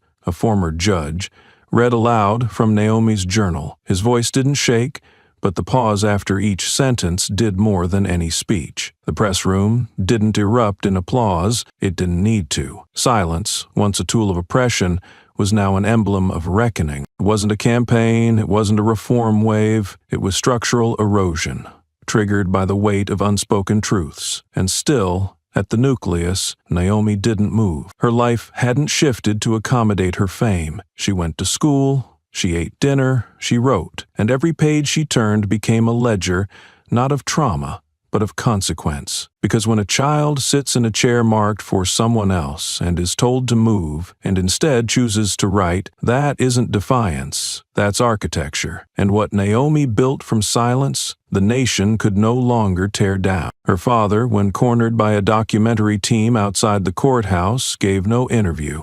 He simply said, "When systems break, they make noise. When they finally listen, that's when you should be afraid." That week, a billboard went up along the freeway to Capitol Hill. Just 4 words, in black on white, without logo or name. Words pulled from the margin of a 12-year-old's notebook. History remembers who watched, and no one could look away anymore. The ripple was now a wave. The quiet testimony of a 12-year-old girl had ripped through the procedural skin of a nation's legal system and left it raw. But no reform would have meaning if those who had sculpted silence into a weapon were not held up to the light. So Kellerman stood, not at her usual place of command, but as the accused in a federal courtroom that pulsed with a breathless stillness. The seal of the United States loomed over her, not as a shield, but as judgment. Her uniform was gone. Her posture was unchanged.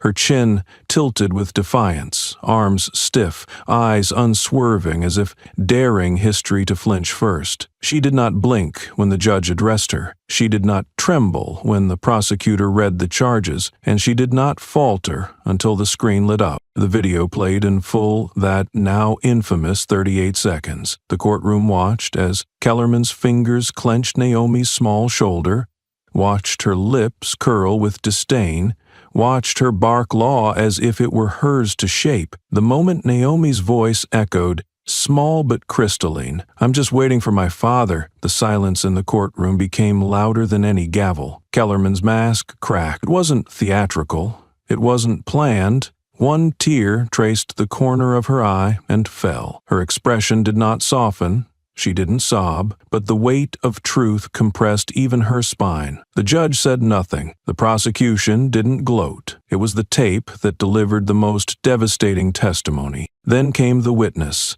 A young officer, nervous in his pressed shirt, took the stand. He cleared his throat and spoke in a voice too steady for comfort. "She told me, there are only two kinds of kids, silent ones and the ones we make silent." I didn't know what to say then. I thought it was a joke, but she never smiled. The courtroom didn't gasp. They simply froze. A line of ink in a courtroom transcript, but a tattoo on the nation's conscience. The prosecutor asked if Kellerman ever demonstrated excessive force. He nodded. "Once, when a boy refused to move, she told me, 'We don't raise voices here. We raise warnings, loud ones.'" Kellerman didn't interject. Her attorneys did not object. It was as if resistance had been programmed out of her. She was not a woman defending her innocence. She was a monument being dismantled. Slowly, carefully, and brick by brick, the foundation of her authority dissolved under the weight of documented cruelty. When asked if she had any words for the court, she stood. She looked at the judge. She looked at the jury. And then she looked at Naomi, seated far in the back, her hands folded in her lap, eyes clear. Kellerman's lips parted, but the courtroom waited for a speech that never came. Instead, she whispered, "I didn't think it would matter. One kid." The judge responded not with scorn, but precision, and it mattered because it was one, and because that one remembered. No drama, no yelling. The law didn't need volume. It had evidence. It had an impact. The verdict was unanimous. Guilty of excessive force, guilty of misconduct, guilty of perjury in internal reporting. Kellerman's face didn't change as the sentence was read, but her posture sagged, as though every syllable weighed more than her badge ever had. The bailiff approached. Her wrists were cuffed, not harshly, not with revenge, just protocol, cold, clinical, final. Naomi didn't flinch. She didn't avert her eyes, because when justice walks, it does not tiptoe. Outside, cameras flashed. Reporters clamored. But inside, a nation watched its reflection and flinched. Not because it saw a monster, but because it saw someone it had once empowered. Kellerman wasn't an aberration. She was a symptom. And, as her footsteps echoed down the corridor, metronomic, slow, defeated, they weren't just the steps of a disgraced officer.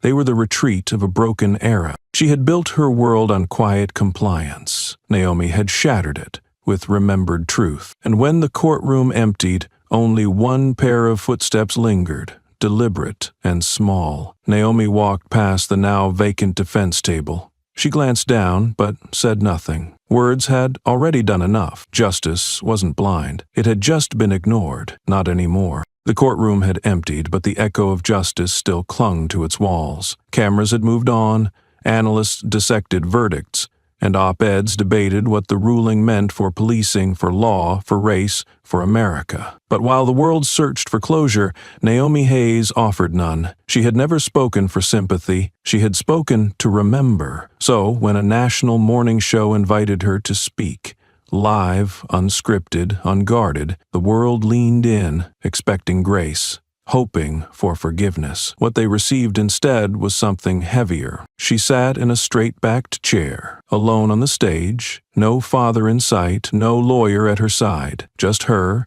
a bottle of water untouched, and a quiet that felt deliberate. The host smiled carefully and asked the first question. "Naomi, now that Kellerman has been sentenced, do you think you can forgive her?" She didn't blink.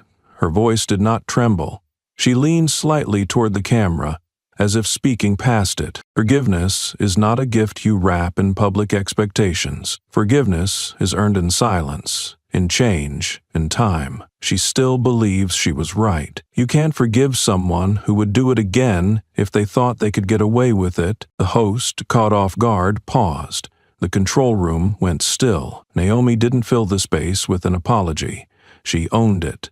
The host tried again. "Would you like to send a message to Officer Kellerman? Something personal?" Naomi shook her head once. Then, after a beat, she replied, "I don't send messages to those still building cages. I speak to the kids like me, the ones who sat in the wrong chair and were told to move. Don't move, Don't shout, just write it down. Every time someone makes you small, every time silence is used like a weapon, write it. The world forgets unless you force it to remember. Then she reached into her backpack. From it, she pulled out a brand new notebook. Plain white cover, no stickers, no name. She placed it carefully on the table in front of her, picked up a pen, and wrote the first line out loud. Not the last time. The camera cut to black. That clip spread faster than verdicts, faster than protest footage, faster than expert commentary. Because it wasn't a demand, it was a declaration. Naomi had no interest in redemption arcs for villains who hadn't changed. She had an interest in memory, in the meticulous, unforgiving, necessary act of recording. The talk show scrambled to package the segment as inspiring, but Naomi's gaze lingered long after the lights faded, because what she said wasn't marketable. It was unyielding. She didn't become a symbol of hope. She became a reminder, a voice that refused to sweeten its tone for the sake of comfort. Back at school, the notebook sat in her locker, untouched for a day, then opened. She wrote not only about Kellerman, but about the teacher who tightened her tone when Naomi asked too many questions, about the bus driver who raised his voice only when the dark-skinned kids got loud, about the lunch monitor who watched her table more than others, each entry a wound with a date and time. She wasn't collecting pain, she was keeping a record, because silence, as she had learned, was a currency of the powerful, and she refused to invest in it. Elsewhere, others followed. Hashtags emerged. Not the last time trended for 4 days. Children across districts submitted anonymous letters to school boards. Some wrote one sentence, some wrote essays, some simply wrote names. In response, 3 school superintendents across the country issued statements pledging open-door policies and anonymous complaint hotlines. It wasn't a revolution, it was accountability, the kind that doesn't cheer but watches. A columnist tried to pen a piece titled "The Grace of a Young Girl." Naomi's father requested the title be changed. She wasn't graceful, she was precise. Grace is for the guilty to sleep better. She didn't offer that. By week's end, Naomi had refused 5 more interview requests. She returned each unopened, except for one letter she addressed directly to a journalist who had once called her soft-spoken but powerful. Stop writing about how quiet I am. Start writing about what I said. The message was clear. Her story wasn't about emotion. It was about structure. Who builds it? Who breaks it? Who pays the price? In the stillness of her home, Naomi placed the new notebook beside her old one. 2 volumes. One of those happened. One for what will. Neither for comfort.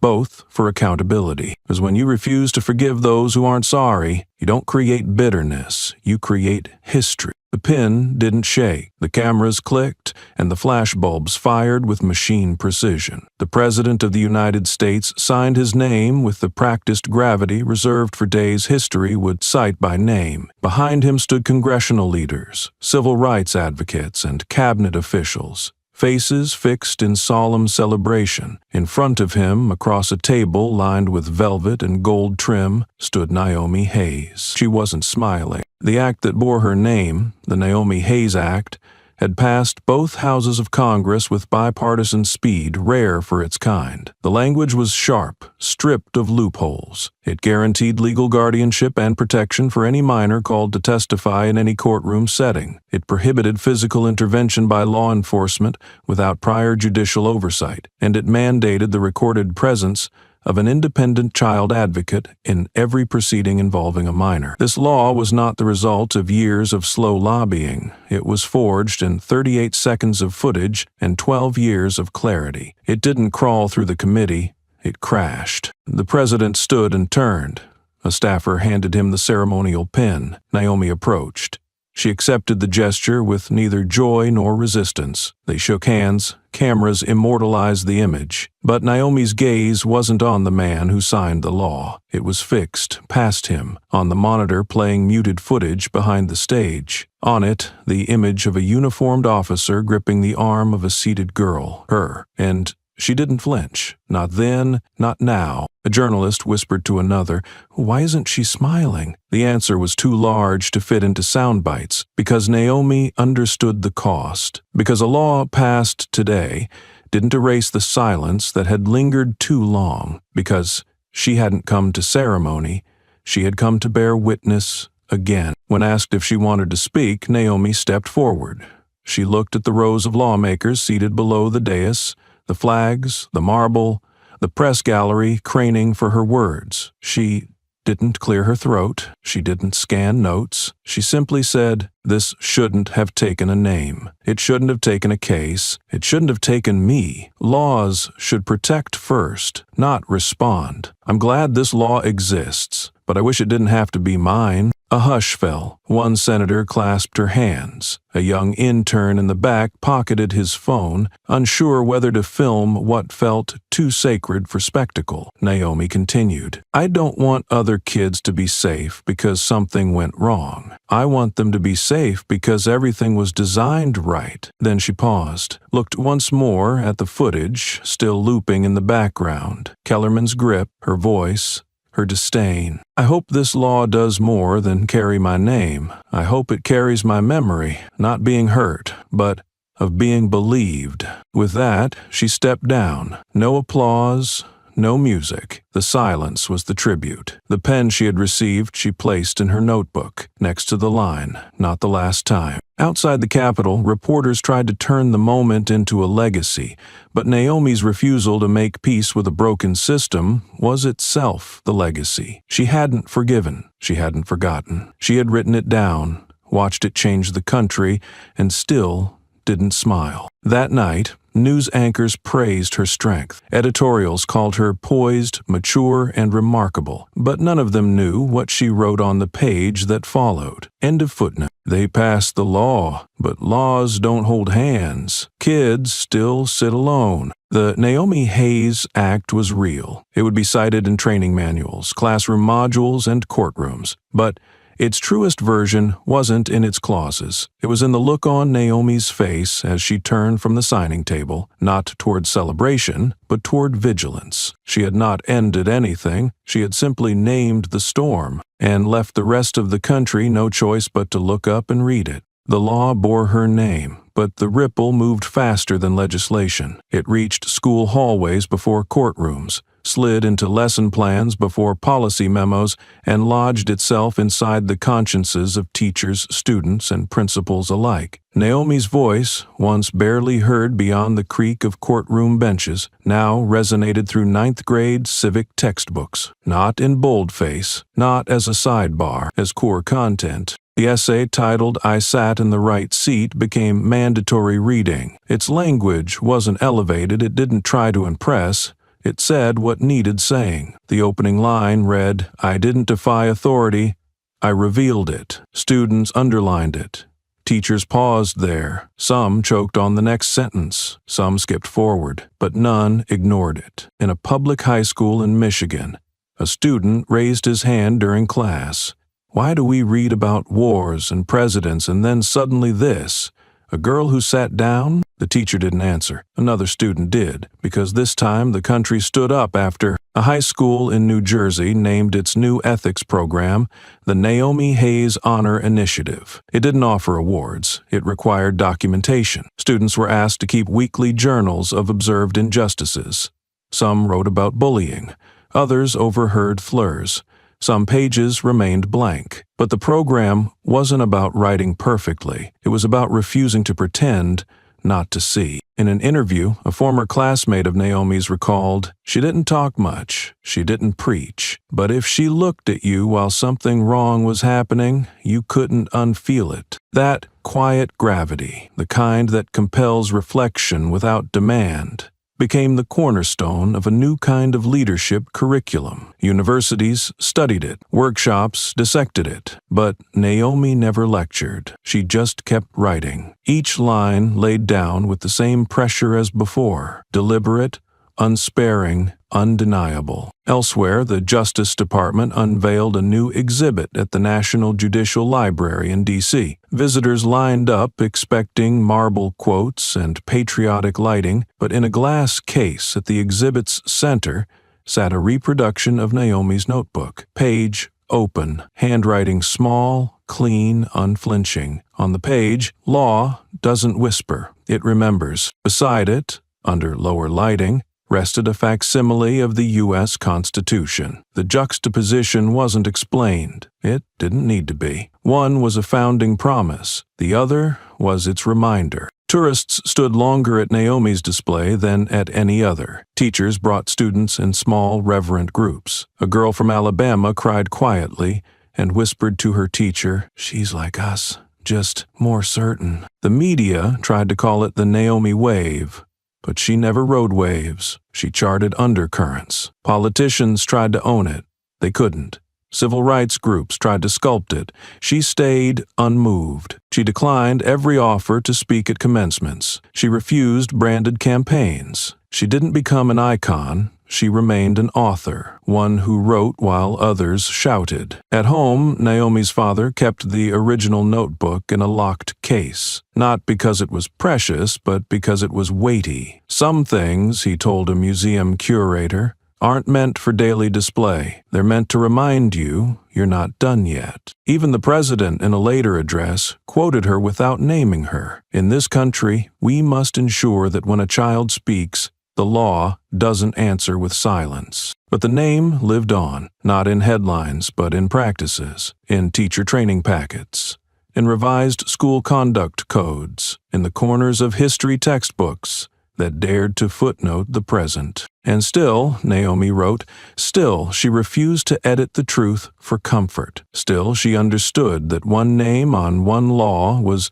not the peak, but a pressure point. When asked, years later, if she thought her story had changed the country, she answered, "No story changes a country. A country decides what stories it can no longer ignore." And then she wrote that, too. The pen did not pause, wasn't scheduled on any public calendar. No press, no entourage, just a slot at 6:47 a.m., before shift change, before the day had a chance to arm itself with noise. Naomi arrived first. The guards didn't recognize her immediately. She wasn't there as a symbol or a witness or a daughter. She came as the one who had been sat down, spoken over, and still wrote back. The room was bare. Plexiglass divided two chairs and a narrow metal table in between. No microphone, no speaker, just a grease board and markers. The guard outside called it the silent booth. Naomi called it exact. Kellerman entered moments later. She wore orange,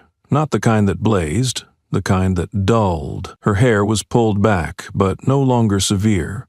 Her posture, still upright, carried stiffness not of pride, but of habit. She sat. Her breath fogged the glass once, then cleared. No one spoke. No one could. That was the condition. Kellerman picked up the marker first, hand slightly trembling. She wrote in caps, like trying to make the words louder than the silence. "I'm sorry." Naomi stared at it for 11 seconds. She didn't blink. Then slowly she reached for the second marker and wrote below, "I don't need your sorry. I need you to remember every word you said." Kellerman's hand dropped. She didn't wipe the board. Her eyes, once tactical, scanned Naomi's face like it might still hold room for mercy. It didn't. A soft, Naomi didn't smile, didn't sneer. Her face was not cruel, only precise. She reached into her coat pocket and laid a fresh white notebook on the table's metal surface. No label, no creases. One line written at the top of the first page. "This is not the last." Then she stood. Kellerman raised her hand against the glass, palm flattened. Naomi didn't mirror it. She turned and walked out, the notebook behind her. The door shut with a finality that wasn't dramatic, just surgical. Outside, the guard asked, "All done?" Naomi didn't answer. She kept walking, but the notebook in her hand was not the one she had left. She carried another, and it was already open to a new page. Kellerman, alone in the booth, didn't cry. That would have implied release. Instead, her shoulders collapsed.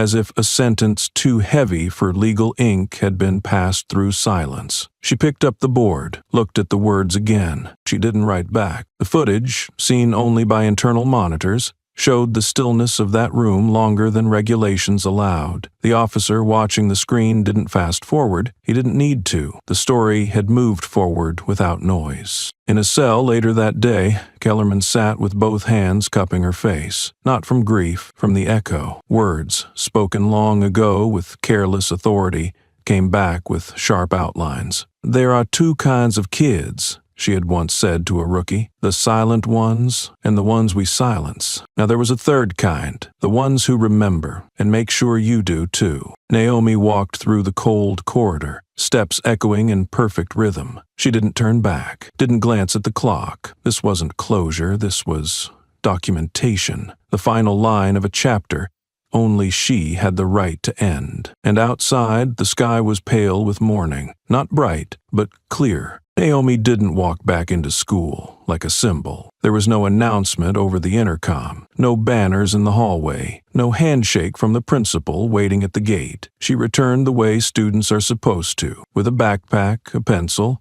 and something unspoken beneath the skin that no one else could name. It was the first Monday of the month. The bell rang the same as always, shrill, functional, indifferent. Kids filed in with sneakers squeaking and lockers clanging shut like a symphony of forgetfulness.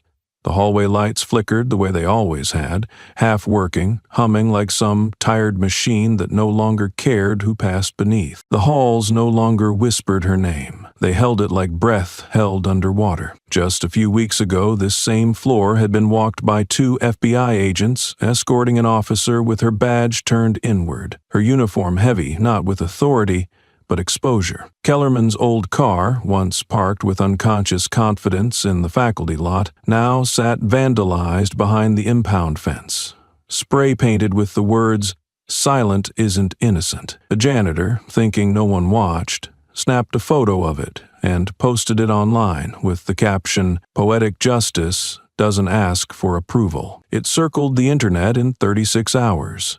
Shared in every group that once ignored complaints. Then came the podcast, a former student who recalled a hallway confrontation from years back, where Kellerman had once pinned a ninth grader against a wall and murmured through clenched teeth, "There's your right to remain silent." His voice cracked during the recording, and millions downloaded it overnight.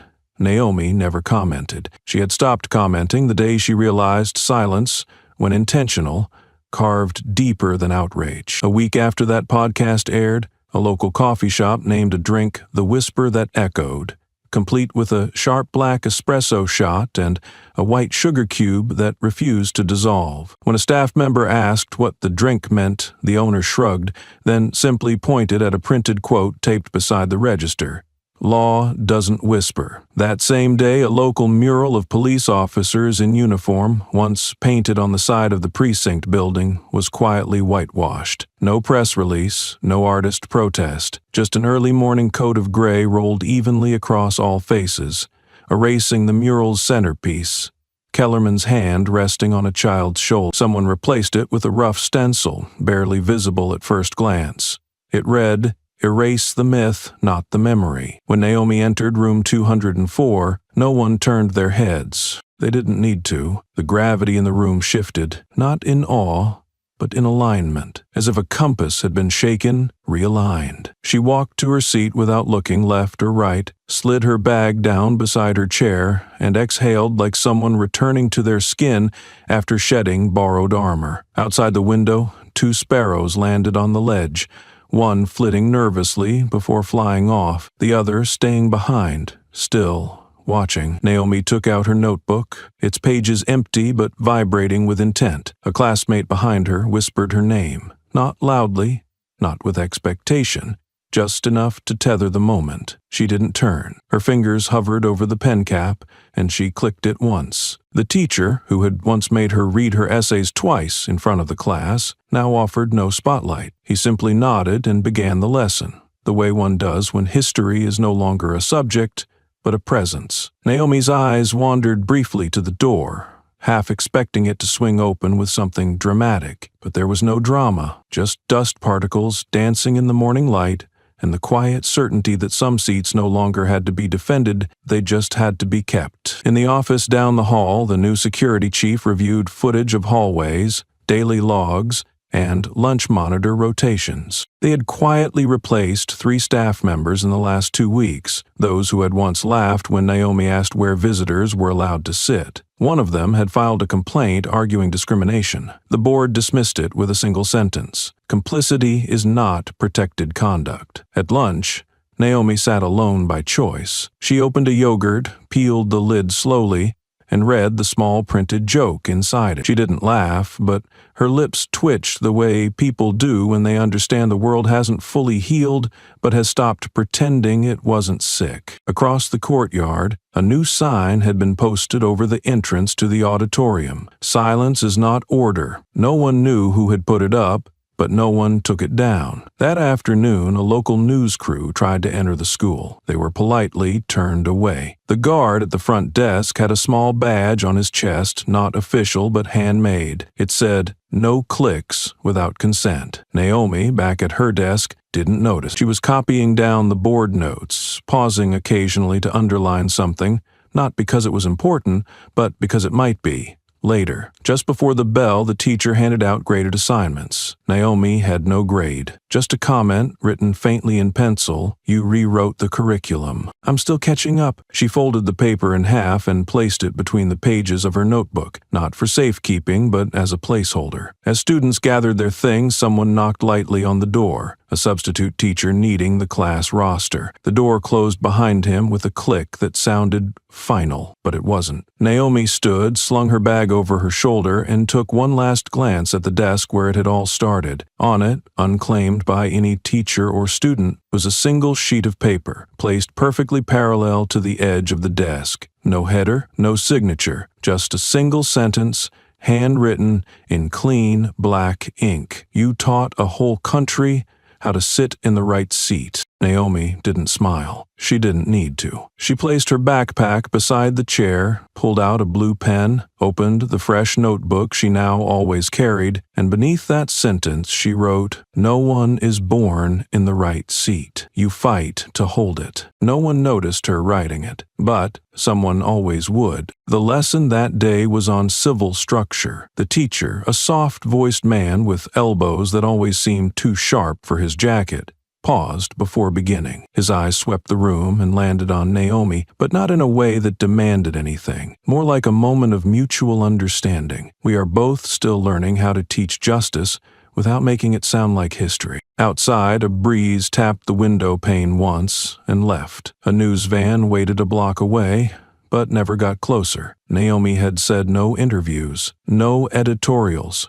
no retrospective features. She hadn't done this to become a headline, and even if she had, it would never be the right headline. In her old seat, Naomi felt her sneakers not quite touching the floor, just like that morning so long ago. But now, the imbalance didn't feel like a flaw. It felt like a warning to everyone who still didn't get it. Chairs are built for assumptions. You have to sit in them anyway. After class, a girl she didn't know asked to borrow a pencil. Naomi handed it over without looking up. That pencil, though, had haze etched faintly near the top. Naomi had done it months ago, not for pride, for clarity. In the teacher's lounge, someone whispered that Naomi was back. Another replied she never left. But neither dared say it aloud, not out of fear, but out of reverence for a silence that had once rewritten federal law. Meanwhile, a copy of her first notebook, the one with the quote about justice bowing to meet the victim's eye, was being displayed in a national exhibit on civic memory. It sat encased in glass beside a faded copy of the Constitution. The contrast was stark, one born from consensus, the other was carved from refusal. Naomi didn't care.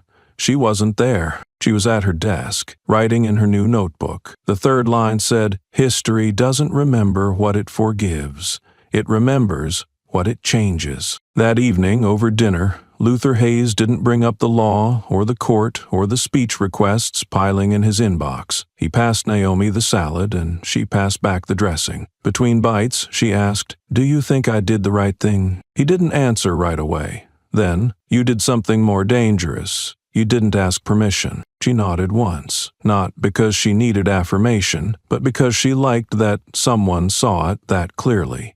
Upstairs, Naomi opened her window just a crack, let the night air in. On her wall, she pinned the sentence from school, "You taught a whole country how to sit in the right seat." She pinned her reply beneath it, and under that, the quote she had written before any of this began, "Law doesn't whisper." And then, in silence, she wrote another entry, just 5 words. "This seat is still mine." The page turned, and with it so did something far larger.